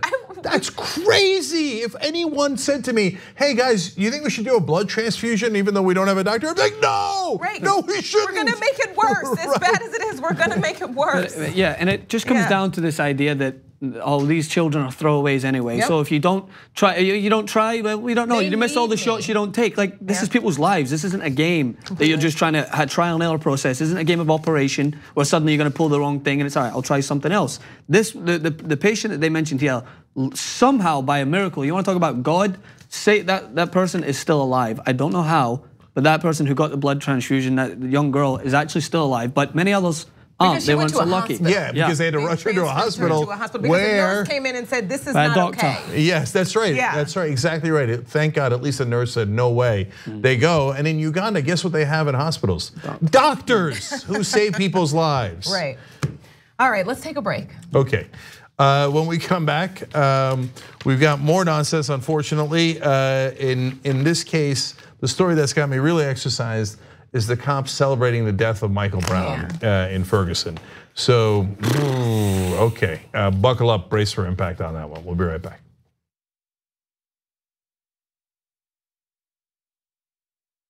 The Monsanto Corporation continues to sell an herbicide called Roundup. You should know that recent studies have linked this commercial herbicide to a significant increase in non-Hodgkin's lymphoma. A diagnosis of this type of cancer can be devastating to you and your family, while Monsanto continues to profit from these sales. If you or a loved one were exposed to Roundup at work or at home and then developed non-Hodgkin's lymphoma, you might be entitled to financial compensation, and you have a right to take action now.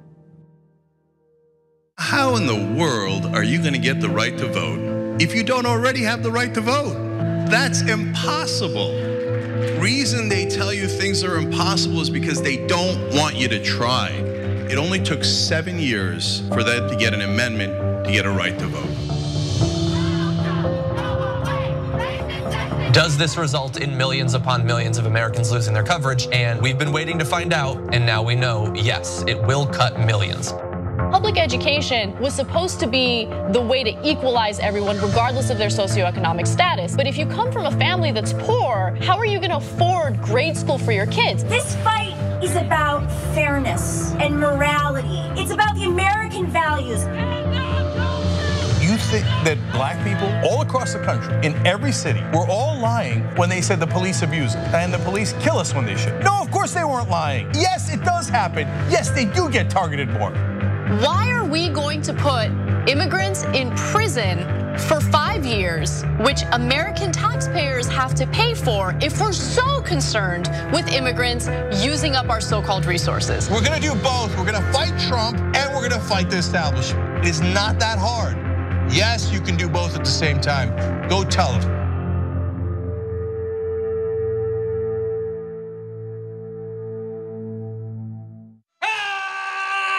We get animated about the news. Yes, we're not the robots on TV. I actually care about the news. Guilty, guilty, I care. Senator Sanders, I'm gonna do something unusual. I'm gonna ask you a policy question. How dare you? That's the problem, you're the problem. Don't ever attack the Republicans. Where the is the liberal media? No, these are all establishment guys. They love the system as it is. They're all enormously rich off the system that exists. For us, this system isn't working. So what this campaign is about is trying to create an economy that works not only for the people on top, but works for all Americans. So what's happening in the Democratic Party is what used to happen in the general election. We would have a person who represented workers and the people and the voters, and then the Republicans would represent business and corporations and Wall Street. That's happening all inside the Democratic Party this time. We're gonna rock the boat. We're gonna be counter-establishment. We're gonna tell people the truth to the best of our abilities, and we're gonna keep it real with them. He's so progressive, he recycles his thoughts. His car cleans the air. He prosecuted a bank executive and won. His idea of Social Security is old people being able to survive.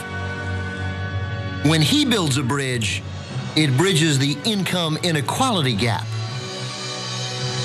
The only campaign contribution he'll accept is your vote. He's the most progressive man in the world. Not all Democrats are created equal. Support bold progressives, my friends.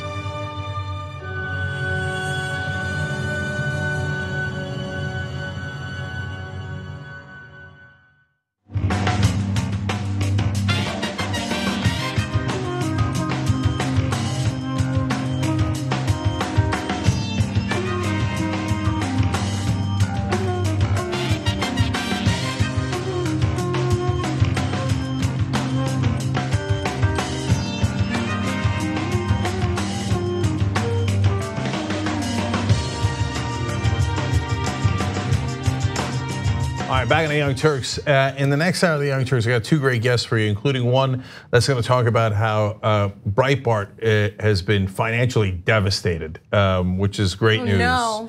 And then second one about how a very long, detailed, wonderful article about why Nancy Pelosi is not a master legislator. So check that out in the next hour of the Young Turks. So just stay here on TYT.com/live. Well, just time for one comment. Gabby Marita writes in, what? lay medical training. Right. That's not a thing.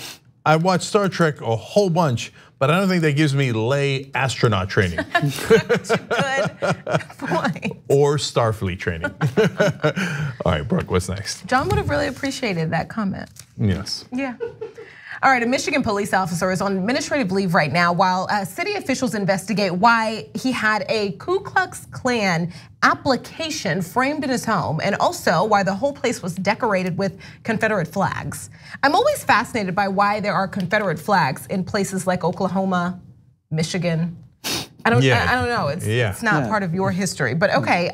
Here's more info. Muskegon City Manager Frank Peterson was alerted to Officer Charles Anderson's disturbing memorabilia after an African-American man toured the white officer's home, which is for sale, according to the statewide news site MLive. Now, Rob Mathis wrote on Facebook that the 5-bedroom home was littered with Confederate memorabilia. The KKK application was hanging in one of the bedrooms, and it lacks a name and a signature. And we also have found out about this same officer. He actually 10 years ago shot and killed a black man although he was cleared of any wrongdoing. Here's his info here.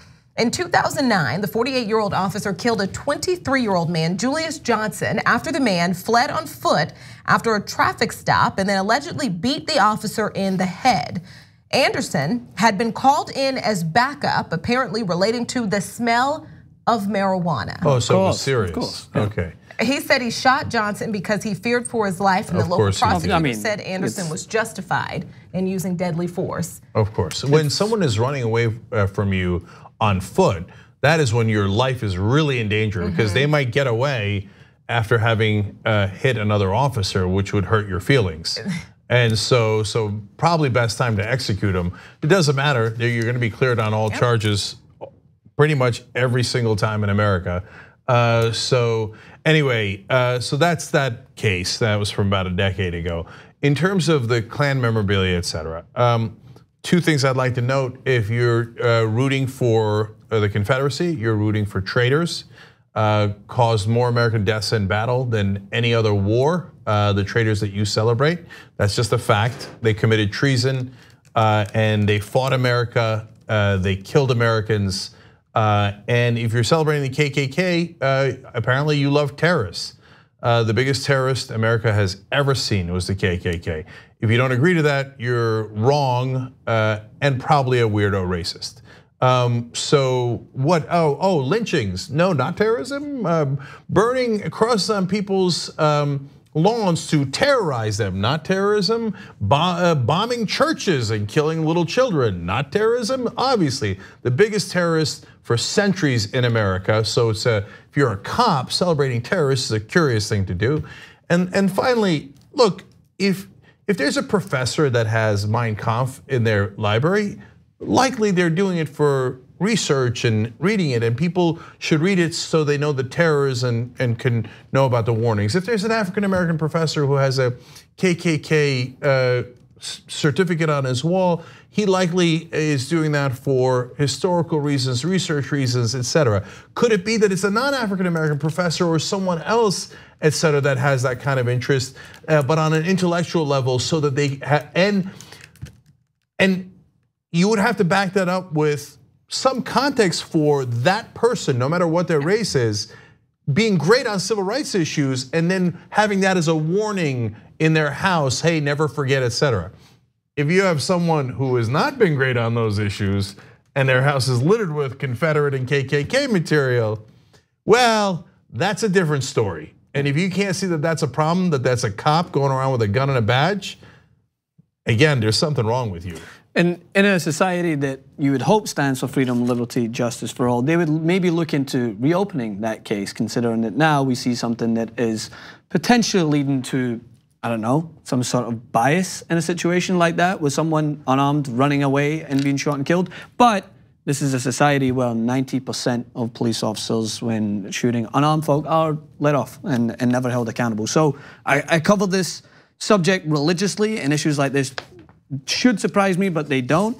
Accountability is one of the biggest flaws in basically in law enforcement in the United States, because then it allows people to slip through the cracks. And I know everyone likes to say it's only a few bad apples, but if you never hold bad apples accountable, then they continue to, I don't know, rot the whole department. And you never seem to see any issues like this coming out when people are held accountable. But we see officers like Betty Shelby, who shot and killed Terrence Crutcher, giving classes on how to overcome that really tough situation in her life. We see officers like Timothy Loman, who shot and killed Tamir Rice, being rehired. We see officers like Pantaleo not being held accountable until what? 5 years, and now he's only been suspended now. So all of a sudden, this cop who has these prejudiced, I don't know, whatever memorabilia in his house, outright racist, and now all of a sudden it's like, well, he did shoot and kill a black man back in 2009, but let's focus on this right now. Well, why was this never brought up at the time? Because you're trying to tell me no one else knew that this man had some sort of bias or prejudice in his system? It's because we continue to allow police officers to be rehired or put in different positions without being held accountable. And what happens is they slip through the cracks and they continue to rot this system that I want to believe in. But until you hold officers accountable, issues like this will continue to come up. And what are we going to find in this investigation? What is the answer when you say, why do you have all of these Confederate flags? Well, because I believe in states' rights. The one right they were fighting for was the bad one. That was it. Yeah. It was, and it's just like, so what is his answer going to be? Yeah, it wasn't like, hey, we really wanted the right to be able to produce hemp in our states. No, it was about slavery. Slaves, that was it. Anyway, I don't want to get into that obvious conversation. Last thing, I agree with Francis on reopening the case because, guys, if we had found a certificate from any other terrorist organization in a cop's house, we'd definitely look into all of his cases. Imagine you go into a Muslim cop's house and you find a certificate from ISIS. You think you might want to reopen investigations, especially one where he murdered a Christian, right? Well, you wouldn't have to. He'd already be held accountable, such as Officer Noor in Minnesota. Yeah, the officer that was held accountable for that. So exactly. So and that's the most extreme case, and we've never even had that of a certificate of ISIS or anything like that from a cop. But the KKK is just as much of a terrorist group. So we have another officer to tell you about, another thing to do with officers. This past Friday, of course, marked 5 years since Mike Brown was shot and killed in Ferguson, Missouri. The head of the St. Louis Police Officers Association decided to mark the anniversary with this picture. I want to show you. He posted this on Facebook, and as you can see, it's a picture of former officer Darren Wilson, the officer who shot and killed the unarmed teenager Mike Brown. And the caption says, "Happy Alive Day, Darren." This is on the anniversary of Mike Brown's death. Yeah, Brooke warned me not to curse, and I almost did it just right there. Okay, so pretending that Darren Wilson's life was in danger. So let's review the facts of the case real quick from back then. So Michael Brown had a close gunshot on his hand. So people say, well, they were struggling for the gun. Well, in a best case scenario for Darren Wilson, they were in the beginning, okay? It's possible that the officer drew his gun and Brown just went like this, but everybody, including all the newspapers, just put out there like, oh, he must have been grabbing for the gun. No, you don't know that at all. What we do know is he was shot at close range in his hand. Then we all know, totally undisputed, he starts running away. And then there's this part in the autopsy where they say, here we can go to J3, the graphic, and this is I'm quoting the St. Louis Post-Dispatch talking about the autopsy. A 6 shot that hit the forearm traveled from the back of the arm to the inner arm, which means Brown's palms could not have been facing Wilson, as some witnesses have said. Okay, that's an independent person who took it from everything she wrote was basically in favor of the cops. And what they were saying there is he couldn't have had his hands up as people were claiming because it entered from the back of his arm and came out the front of his arm. Well, that also means that he couldn't have been facing the cop when he was shot in the back of his arm. I think the most likely scenario is he started running away, as everyone admits. He gets shot in the back of the arm, turns around, and then gets shot in the front. And he definitely got shot in the front for the lethal shot, including the headshot. So now in this scenario where everyone says Michael Brown was running away, now you're gonna talk about, oh my God, Wilson, Officer Wilson, Happy Alive Day. My God. Maybe he could have turned around and run back 30 yards and you somehow would have missed him with all the weaponry that you had and he was unarmed. So forget that Michael Brown's actually dead. But my God, an officer could have been injured for a second. There's a 1% of a 1% chance. So it's a good thing you murdered Michael Brown. So that's the implication of that tweet. So these are the cops that still run St. Louis, that still run all those areas, Ferguson, Missouri, etc. Right? So whether it's Darren Wilson or not, the guy who tweeted it is still there saying, well, you know, if guys caught a black guy unarmed running away from you, but you had some sort of altercation with him. He had, what did he have? In this case, he didn't have loose cigarettes, he had cigarellos. And they say, and all of the papers smeared him with, he had marijuana in his system. What difference does that make? He was running away when he was shot and killed. Now you're talking about happy alive day to the guy who shot and killed him. And then you go, oh, I can't figure out why the communities all across the country don't trust us. Yeah, well, that's because you're stupid and you don't give a damn about the communities. That's why you can't figure it out. And just like what this says to all those people there, all those people who went through, this was a horrifying, tragic event. Like, let alone the fact that a kid, he was a kid, because a lot of people who don't look like that look at him and look at that face. His face wasn't even like fully formed. His face wasn't formed like a man and think, oh, he's tall and big. He looks like a grown man. He's scary. He looked like a kid to me. He was a kid. He looked like a tall kid. And a kid lost his life that day, and that for all of those people, being the head of the Police Officers Association, I get it. Your job is to protect the police, but you should be interested in good policing. Well, what you mentioned there, what they described, that's what Darren Wilson described him as, and that's what a lot of newspapers ran with when they were calling him no angel, and they were saying he was a monster and he didn't look his age. I mean, how many times do we see that? Relentlessly, the dehumanizing aspect of unarmed black men whenever it comes into an interaction with law enforcement. And listen, guys, this is why we do say Black Lives Matter, and we consistently say it, and why it's so infuriating when people try to deflect and turn around and say, oh, Blue Lives Matter, because that's what this instance is. It's a way to continuously remind American citizens, oh, Black Lives Matter don't matter, but Blue Lives Matter. If we're alive on the day that someone else was shot and killed, that's what we should be highlighting. It shouldn't be in memory of a young man whose life was lost and families are still in agonizing pain who never got justice. But let's just remind the world, hey, this guy is still alive. That's fine, that's all. He never get held accountable at all, but we just want to rub it in your nose that he shot and killed your son and he's still alive. The only tiny bit of justice here is that Darren Wilson cannot get a job. Yeah, well, he's not on the police force. Okay, give it time. It's all in the training, man. When they tell you that stupid saying of better to be judged by 12 than carried out by 6, that means kill them and we'll sort it out later. That is not what we should be training our cops. And all right, we gotta go. But I got a whole nother hour for you guys, including post game for members, tyt.com/join. And Breitbart is almost out of business. Let's celebrate that when we come back.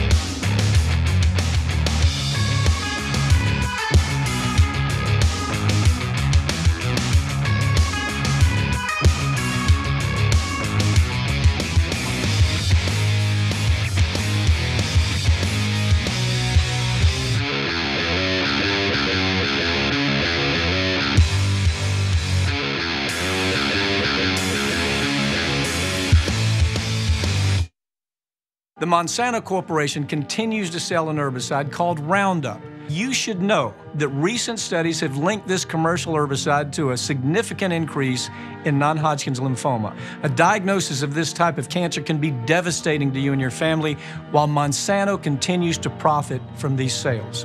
If you or a loved one were exposed to Roundup at work or at home and then developed non-Hodgkin's lymphoma, you might be entitled to financial compensation, and you have a right to take action now.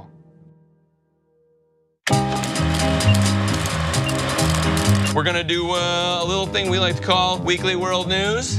Weekly World News. I cull stories from around the globe, stories that aren't covered on the main show or aren't covered enough, and I turn it into a 5-question quiz for Dave and Steve. All right, do we have our answers? A from Dave and C from Steve, and the correct answer is B, an oil tanker that sank off the coast of China. Okay, we have one answer of B and one answer of C. What is the correct answer? It is, of course, A, an airplane wing walking stunt gone wrong. Okay, we have an answer of A from Dave and C from Steve. The correct answer is B. We have an answer of B and C. What is the correct answer in true Weekly World News tradition? It's A. Come on. Taking the bear out for ice cream. That can't possibly be true. We're terrible today. Just terrible. I want to tell you about VPNs because they're awesome. You'll be on the internet, you'll be searching, and with NordVPN, which is one of our sponsors, you're able to protect yourself from some bad actors online. And we know that there are lots of bad actors online. So since you watched the show, we're giving you guys an awesome deal. You get 75% off for 3 years, guys. Not just 1 year, not 2 years, 3 years. And then you also get 1 month for free. So go to nordvpn.com/TYT and you'll get that awesome offer. You're about to watch some behind the scenes footage of the Young Turks. Ooh. Now these are partial videos. If you want to get all of them, you become a member, go to tyt.com/join and you'll get all the behind the scenes of me, Anna, John, JR, a little bit reality show like tyt.com/join and enjoy this. You know what you're seeing behind me? Jersey, hold. Watch me flip this camera. However I flip it. Do I flip it like this? No, I just took a picture. I'm bitzing right now. What?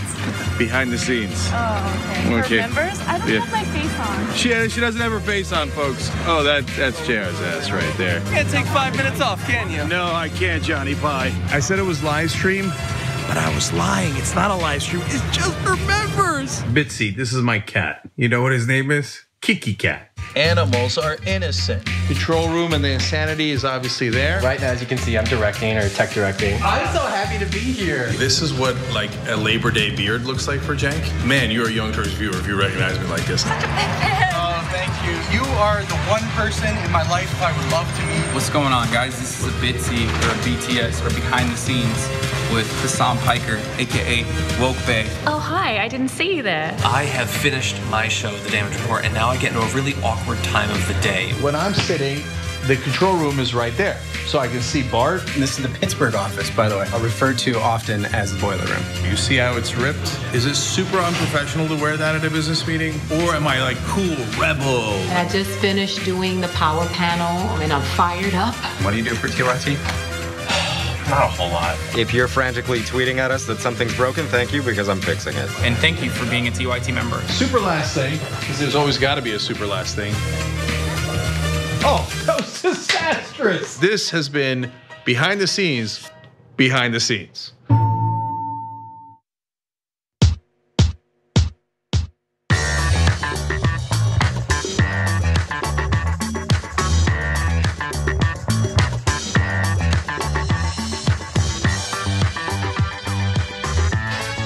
All right, back on the Young Turks. A little bit of breaking news on the Jeffrey Epstein case.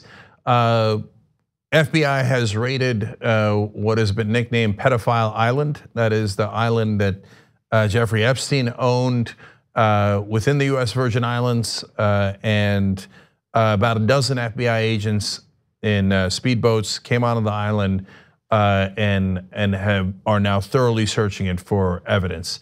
They likely, obviously, would have done that anyway if he was alive, because they're looking for evidence of his crimes.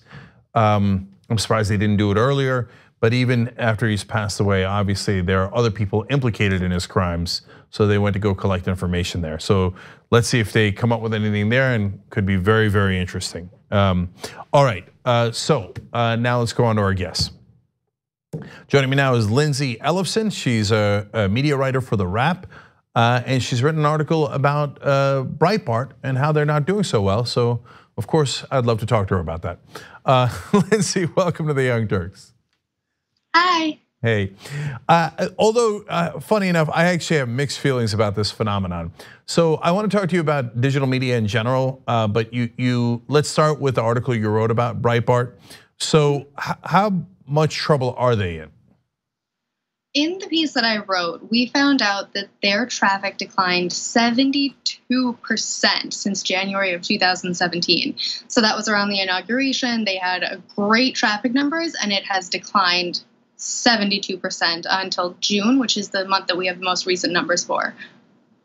That's devastating. But they have a second issue as well, which is revenue specifically coming from advertising. So can you tell us more about that?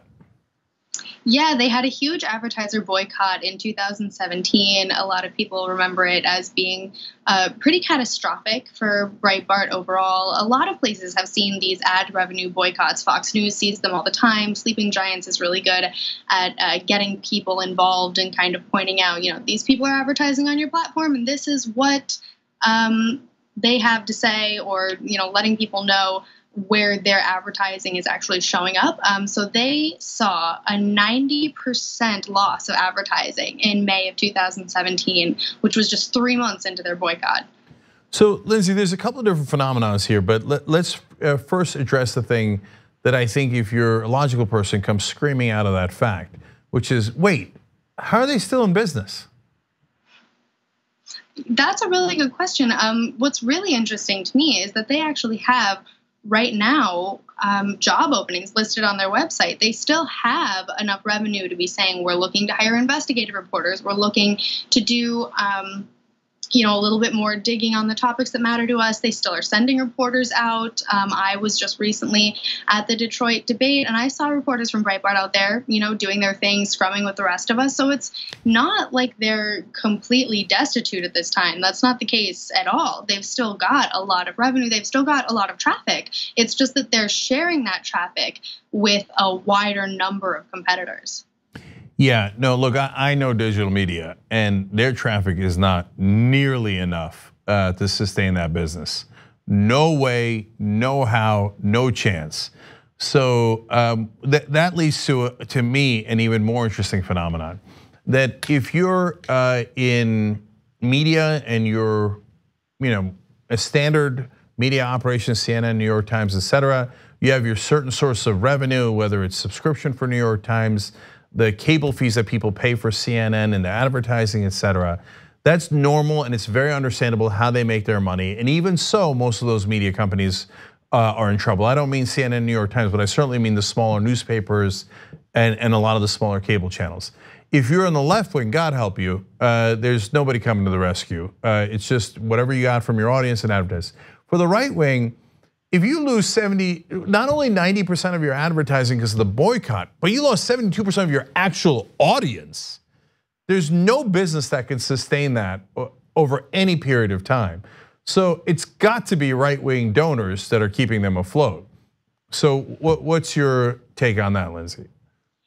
I remember when I was looking into the research for this article, I saw something that Steve Bannon himself said in a film in 2018, where he said that 90% of right-wing websites are going to be completely donor-based going forward, and he doesn't see a path for any partisan media that isn't completely donor-based except for Fox News.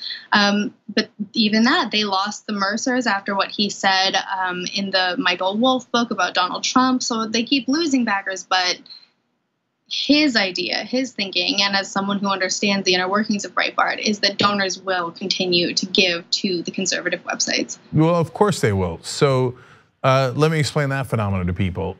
So look, there are people who care about issues that give to nonprofits on the left and the right. So the ones on the left are almost purely, not completely, but Clinton Foundation. But outside of that are largely really to help people, whether it's on political issues they care about like the environment or just to help with cancer, et cetera. On the right wing, there's plenty of people who do help with cancer, the arts, and do great charity. There's also people who give to politics for selfish reasons because they want the tax cuts, right? Today, Bernie Sanders' team put out a tweet about how the Walton family will get taxed like $147 billion under Bernie Sanders' plan, just on the estate tax alone. The Koch brothers will lose about $96 billion. If you got $96 billion on the line, what difference does it make to give 10 or 20 million to propaganda outlets like Breitbart? So, Lindsay, I'm curious if the rest of the media understands this phenomenon. Like we know that the right wing is propped up, again, outside of Fox News, and I can get into that interesting example too, but is completely backed up by right wing billionaires for the sole purpose of propaganda. I still feel like that a lot of the media is in total denial over that. Yeah, absolutely. I mean, it's hard to come to terms with that, especially I think for people on the left side who, like you've said, struggle to get that sort of same amount of donation, that same amount of raw on the other side. And I think also people in corporate media, the people who spend a lot of their time reporting on these things, who look at these things, that's not something that makes a lot of sense to them either. I've worked in corporate media too, and the idea of being funded by a donor, being beholden to a donor, or having an agenda-based content model that has something to do with the people who are funding it is kind of foreign to those people. Not entirely, because there's still advertisements and they always have to be a little bit careful about what they're saying in any given block, given what could be coming up in the commercial after that. But it's a whole different ballgame when you're dealing with these smaller partisan places. And I think there's a huge disconnect between the left, the right, and the corporate media. Yeah, and I don't want people to get mistaken in terms of what it means to be a donor. So if there's someone investing, so the Mercers originally invested into Breitbart, thinking that it would be a good investment, plus for, in their case, propaganda. Now, what was that, Lindsay? It was. Yeah, initially they had good traffic, as your article points out. And so whether we agree or disagree with them, they had plenty of traffic in the beginning. And which gets me to Fox News. Rupert Murdoch lost about $500 million on Fox News before it turned a profit. So he put in about $90 million a year that he burned for 5 straight years, $450 million before Fox became profitable. Now, that is really bold vision, but that was an investment. It wasn't a donation, and it paid off for him because now Fox makes billions of dollars. That's normal capitalism. But for a lot of these, especially the digital media outlets, I know digital media, there's no way they're making money. No way. I mean, you see cuts on Vice, HuffPost, you name any digital media company that has had hundreds of millions of dollars in investment, and they're making cuts because they can't sustain it. And they haven't had a 72% drop in audience. They haven't had a 90% drop in revenue. And I think, Lindsay, it's important, and I wonder if there's any movement afoot at all, or maybe your article is the one that begins to kick it off, about some truth in advertising. So for the rest of the media to go, okay, but Breitbart is not propped up by investments, they're propped up by donors. So that's a different animal altogether. You see what I'm saying? Yeah. I don't. 100%. Yeah, I don't see it yet. I feel like even the Obama administration had the Daily Caller in their White House press room. So there's this disconnect between the right wing being paid to say certain things and the rest of the media doing their best with a lot of different problems and biases and perspectives, et cetera. But so far, I don't see that distinction. Do you see that distinction that the rest of the media is making, or no? No, I don't see that distinction in the rest of the media, and I definitely don't see that distinction in consumers. And I think it would be important, just as important, if consumers had a little bit more of an understanding of the way that the funding worked too. Yeah, absolutely. And look, if they went to a subscription model, for example, and there was a lot of right-wing people who I don't agree with, that I would probably call deplorable, if you will, and they had enough money to sustain it, well then okay, it's a free country, you write what you want, and you got people who will back you on it. But when you just have these giant donors just give you money for propaganda, for tax cuts, people should at least know what your motivation is. So Lindsay, with a really interesting and important article about Breitbart in this context. Everybody check it out at the Wrap, and obviously we'll have a link down to it if you're watching this later on YouTube or Facebook. Lindsay Ellefson, thank you so much for joining us. Really appreciate it. Thank you for having me. Absolutely. All right, we're gonna take a quick break, guys. When we come back, I'm gonna talk to a great writer about Nancy Pelosi. Is she the tactical genius that the rest of the media makes her out to be, or is there a case to be made for the opposite when we return?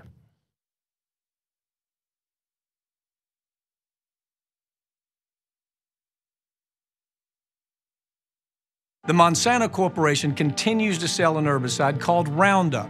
You should know that recent studies have linked this commercial herbicide to a significant increase in non-Hodgkin's lymphoma. A diagnosis of this type of cancer can be devastating to you and your family, while Monsanto continues to profit from these sales. If you or a loved one were exposed to Roundup at work or at home and then developed non-Hodgkin's lymphoma, you might be entitled to financial compensation, and you have a right to take action now. For the first time ever, we are the biggest voting bloc in America. One of the people we've been talking about for months and months will be the president of the United States for the next 4 years. And for a lot of us, this is the first time that we're ever going to vote. Do you have any idea how much of a difference 4 years makes? The action that we take right now doesn't just affect us right now. Discussion is important, but words aren't the only thing. You have to take action so that we can actually affect real change instead of just talking about it. You have that power, so don't let people silence you.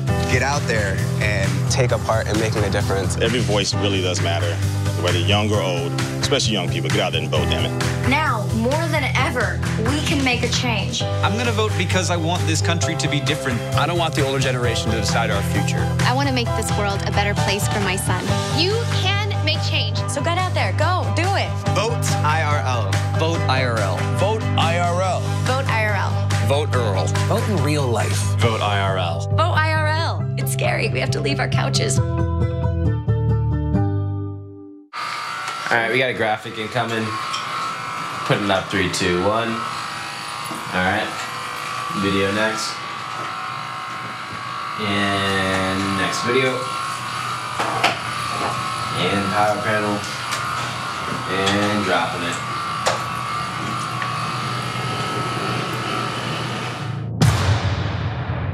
I'm in Salt Lake City, Utah. I'm at a Wolfpack gathering. We're growing. I see faces that I recognize, but I also see a lot of faces that I don't recognize, and that's fantastic. We are all taking time out of our lives to be here, and that's amazing. That means we truly believe in this. Make no mistake, everyone in this room is a leader in a Wolfpack. Alaska, West Virginia, Montana, Georgia, Massachusetts, New York, New Jersey, everyone is here. All these folks paid with their own money and sometimes took vacation days to come here to strategize on how to get our democracy back and get money out of politics. Or you get more political power just because you have more money. This is why it requires a constitutional amendment. The process of winning in your state next year doesn't begin when session begins. It begins right now. To work to a goal, something this big that you're actually making a difference of, there's very few things in the world that really compare to that feeling. Equal rights to fair representation, rights for human beings, anti-corruption laws, and free and fair elections. That's what we are fighting for. What were the founding fathers? Revolutionaries. And they built revolution into the document. So Article 5 is the way we have to go. This is how you do it. You're in this as a team. You're in this together. The fight will always continue. That fight is not between the left and the right. That fight is between basically greed and humanity. So I'm asking you to put differences aside, whether you're conservative or independent or progressive, to join forces to say no more corruption. You get beyond the fear, you take that first step, and you'll change the world. What I want to leave you with, of course, is hope. And I want to assure you that if we keep fighting together, we're going to win together. We're going to get that convention, we're going to get that amendment, and we're going to get our democracy back. Come join us, wolf-pack.com.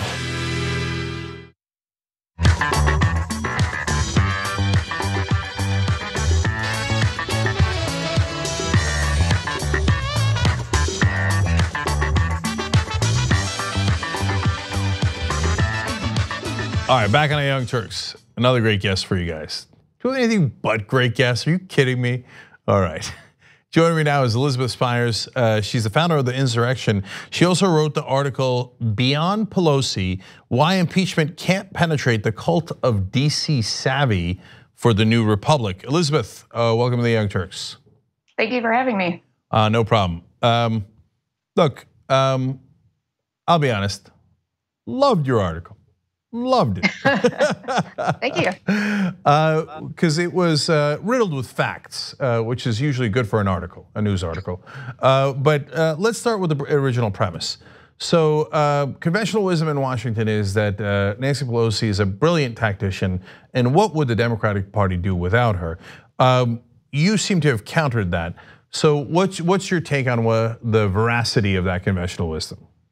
Well, I mean, the funny thing is that I think, generally speaking, Pelosi is a brilliant tactician, but I think we almost go so far in giving her the benefit of the doubt in that respect that she can say things that are essentially evidenceless, and we go a little bit too far in assuming that she has, evidence to back it up. And as I said in the article, I've seen this before. I was a financial reporter for a long time, and I remember people giving Alan Greenspan the same benefit of the doubt going into the credit crisis, and it wasn't based on some silly notion that he's not intelligent or that he didn't have some grander strategy, but I think there was too little attempt to hold him accountable and really ask for an explicit rationale. And I feel like I'm seeing the same thing with Pelosi when it comes to impeachment. Yeah, so look, funny enough, as tough as your article was on Pelosi on that issue, I think Pelosi, I'm much tougher on Pelosi. I think Pelosi is not even a good tactician, let alone a brilliant one. I think she couldn't tactician her way out of a wet paper bag. But anyways, get to that in a second. You're not the first person who's said that to me. And you said I am, or I'm not the first you're person? Not. No, okay, you're not. Yeah. Well, good. I used to be the only person saying it, so I'm glad others are now beginning to say that. In fact, let me ask you about that as a bridge to the impeachment talk. Sure. The fact that a lot of people now believe that she's bungled the impeachment situation, has that finally begun to get people to question, wait a minute, were we right all along about how great she is? Well, I think to some extent that has happened, because what's going to happen is that if impeachment doesn't happen because, among other things, Nancy Pelosi was standing in the way of it, and we have these long-term downstream consequences that we all, I think are absolutely going to be there if no one holds Trump accountable, that's really going to be her legacy. It won't be how smart we thought she was 8 years ago. And I think that's partly, that's something the party is wrestling with. I hope that she's wrestling with it. And we're watching other people having to sort of step in and take the reins where she's not displaying leadership on this issue. Okay, again, one last thing before we go to the evidence on impeachment and how she might not be playing that right, to say the least.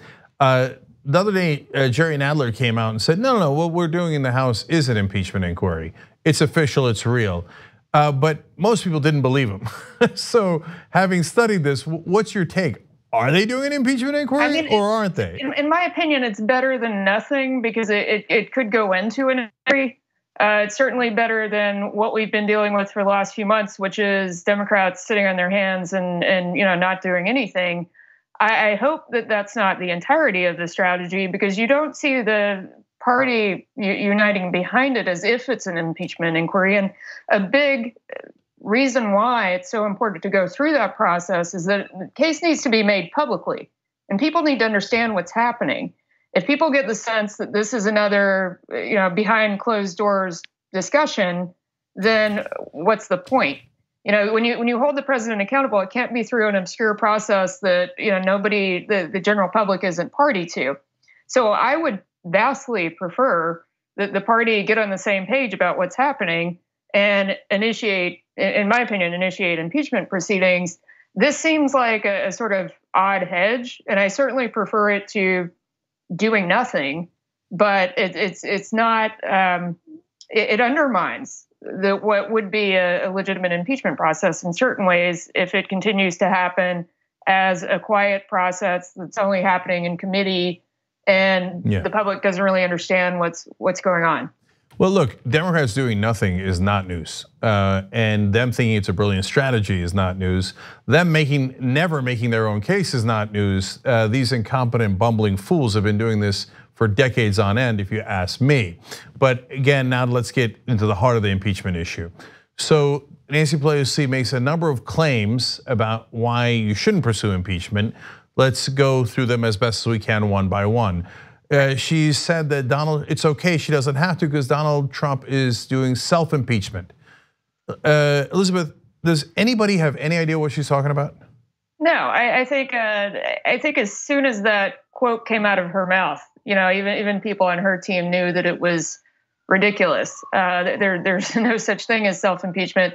And if the idea was everything he's doing is so horrible, we don't need impeachment because people see how bad it is.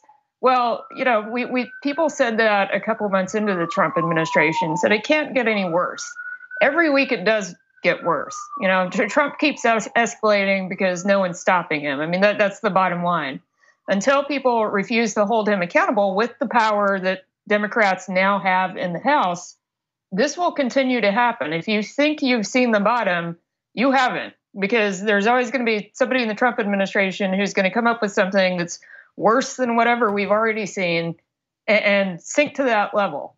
So it's just a matter of how deep and wide your imagination is if you think it can't get worse. Well, Elizabeth, by saying in essence that we're never going to impeach him, doesn't that give, especially a dangerous guy like Donald Trump, who is already inclined in this direction, basically a blank check saying, don't worry. I mean, you've already broken at least 2 very clear laws. Obstruction, there's 10 instances of it in the Mueller report, and campaign finance laws, which is a felony that your co-conspirator is in prison for today, right now, your co-conspirator. So like people forget about that because the Democrats never mention it because they suck at their jobs and they don't know what they're doing. But anyway, like if you never bring those things up and you give Trump a blank check, isn't it saying to him, you can shoot somebody on Fifth Avenue and get away with it? Yeah, and I actually worry about something that has much longer term ramifications than that. You think about how bad Trump is, and then you consider that in the context of his weaknesses, his political weaknesses, his strategic weaknesses. Then think about what would happen if you give him a free pass, and then we have another president who's like Trump, but let's suggest that he's more intelligent, better informed, a better strategist. We could have a person who's 10 times more dangerous. And if we don't hold Trump accountable, we've set a precedent that there is no bottom. That there's nothing that someone in the Oval Office can do that's so bad that if the political winds are blowing their way, won't be tolerated. And what that means is that every single norm that we have that holds democracy together but isn't technically a law becomes meaningless. And frankly, many of our laws become meaningless. Parts of the Constitution become meaningless. So the destruction to democracy long term is almost a bigger concern to me than whatever happens in the next 18 months with Trump. Yeah, because it's the precedent that we're setting. 100%. There's so many things she's gotten wrong that we got to now pick up the speed and go getting through all the ridiculous claims. So let's start with the one you just said there, or transition to that. She says, "Well, look, it's bad politics." Well, there's 2 things wrong with that. Number one, they're stuck in the 90s. We can get to that in a second. But isn't this a problem when you say Mueller says DOJ cannot indict, right or wrong? That is the opinion of the special counsel. So the only basically government organization that could do anything about the president breaking the law is the House of Representatives in putting together impeachment. So in essence, Pelosi's saying, I don't care what the law is. I don't care what my responsibility is as Speaker of the House. I'm just going to play politics. How is that not brazen? Well, I think it's brazen, but as I mentioned in the article, I also think it's a bad political calculation. I work as a political strategist in my day job, and I just don't see the potential ramifications that she's articulating on the ground. I think there's a lot of fear mongering around what happens if we go through the impeachment process and the Senate fails to convict, which I believe they won't. But in my view, that's not the point of it. So when Pelosi articulates in very vague terms what she thinks the 2020 consequences are, I just don't see the evidence behind it. I don't see any evidence that, for instance, even if Democrats are not wholeheartedly in favor of impeachment, which by the way they are, but even if the whole country isn't wholeheartedly in favor of impeachment, which we've never begun impeachment investigations around a majority sentiment that they should definitely happen. That didn't happen with Nixon, didn't happen with Clinton. So she's sort of manufacturing a scenario that has never existed in history, where you need unanimous sentiment that the president should be impeached before you consider, beginning an impeachment proceeding. And it doesn't have any historical precedent. There's not even any data. If you were going to make the argument that Pelosi and Dem leadership are just being pragmatic, you still have to have some evidence to back that up. You have to make a case that when we get to 2020, there would be some big backlash that would affect, Democratic turnout. It would affect motivation, and it would rally, the Trump base, which I don't buy that either. Right? Family full of Trump voters in Alabama.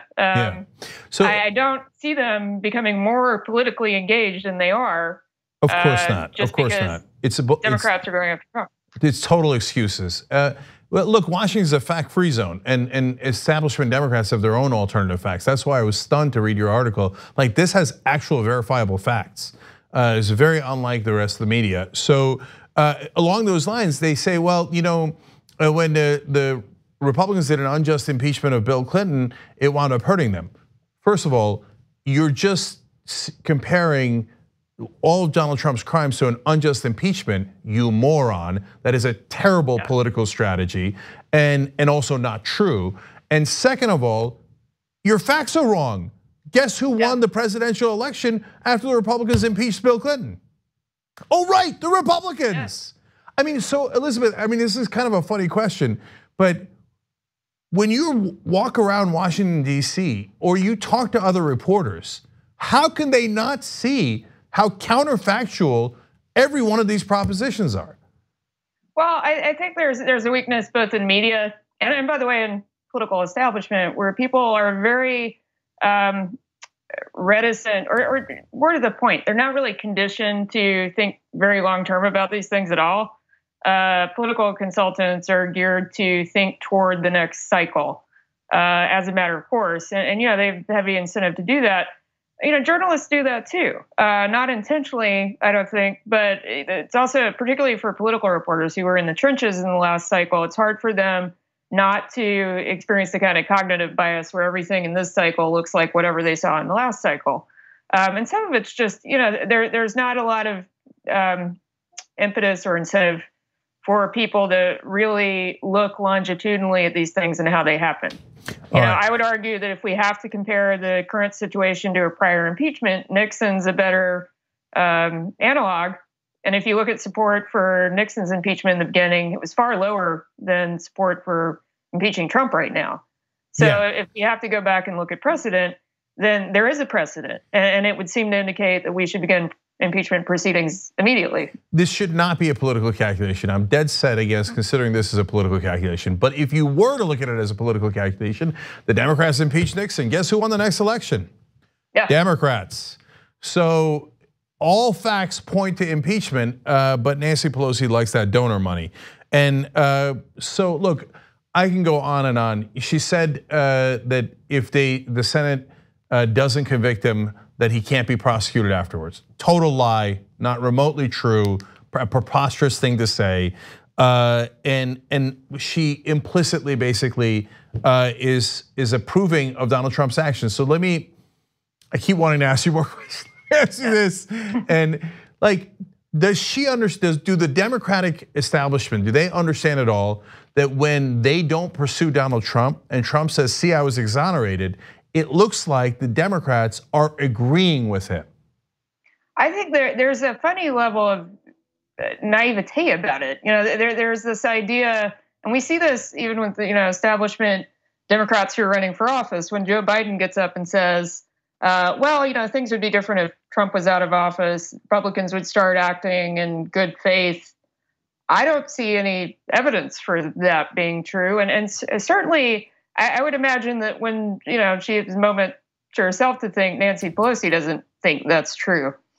So there's a little bit of cognitive dissonance that's politically advantageous. I said in the column, I thought that, and this is speculation on my part, but that part of the reason why Pelosi doesn't want to pursue impeachment is because it shifts risk to the 2020 candidates. It takes some of the pressure off of leadership if things don't go in the right direction. But that's risky in and of itself, especially when you consider the downside of not holding Trump accountable. And there's this sort of weird reticence to not consider even the political cost of doing it. I agree with you. I can make an argument for impeachment entirely, on a moral basis and on a rule of law basis. But I also think that there's a real argument to be made on a political basis. If you're going to be a complete nihilist and solely make this decision based on a political calculation. Yeah. I don't find the logic persuasive that this is even a good political decision. Not remotely, not 1% as usual, bumbling fools. But I got to end on this. Look, your article brought up 2 points that nobody else does. One is this cowardice on the part of Pelosi. You didn't say that, I did. Saying, well, look, if Biden or some other candidate loses, we blame it on them. But if I do impeachment and our candidate loses, then people blame it on me. And so my personal glory will be diminished. Yeah. That is so grating on the nerves, and other than cowardice, it shows incredible selfishness, doesn't care about the Democratic Party, doesn't care about this country at all, et cetera. But you also brought up a second point that no one else does. She said it, she said Donald Trump is good for raising money. So she makes more money, and that is her only source of power. It's certainly not brilliance, and certainly not defeating Republicans. I mean, legislatively, she almost never wins. But she has a ton of corrupt money backing her. So she says, hey, look, I can raise more donor money if Trump's in office. Isn't that a huge part of her real motivation as to why she's not doing impeachment? I think that's a piece of it, but I also think it's not even, I would say it's not even as directly bad faith as that. This is a strategy that has worked for her before, and she can't imagine being successful at it without having that kind of villain on the other side of it. But again, even that doesn't make sense to me on a pragmatic basis. It's not like you can't raise money off of a horrible person in office in the middle of an impeachment proceeding, because this isn't the only election. This isn't the only battle we have to fight. Right now we have a majority in the House and pretty much nowhere else. And Trump is busy packing the judiciary. I mean, there are plenty of fundraising opportunities. So again, if we're just going to even think like nihilists, there's no lack of fundraising opportunities if impeachment proceedings begin. Yeah. So I think of it more as a failure of the imagination in two senses. One is that they really can't conceive of the long run consequences of not impeaching him, and many of which could be apocalyptic for democracy. And then the second one is that, if they view this as the only viable strategy, what does that say about their tactical and strategic brilliance? Surely there are other things in the arsenal, particularly with a president as bad as Trump, and with it as many, long-run systemic things that he's done to create damage to our democracy and to our country. There should be more than one fundraising tool in the arsenal. Absolutely. All right, if you're watching this later on YouTube or Facebook, we're gonna have 2 links for you down in the description box you can click on. TYT.com/impeach. Let's go, let's go, let's go, okay? And more importantly in this case, Elizabeth Spires' wonderful article in the New Republic. Thank you. So please click on it, check it out. Chock full of actual facts. So it's absolutely refreshing to read. And Elizabeth, thank you so much for joining us on the Young Turks. Thank you. All right.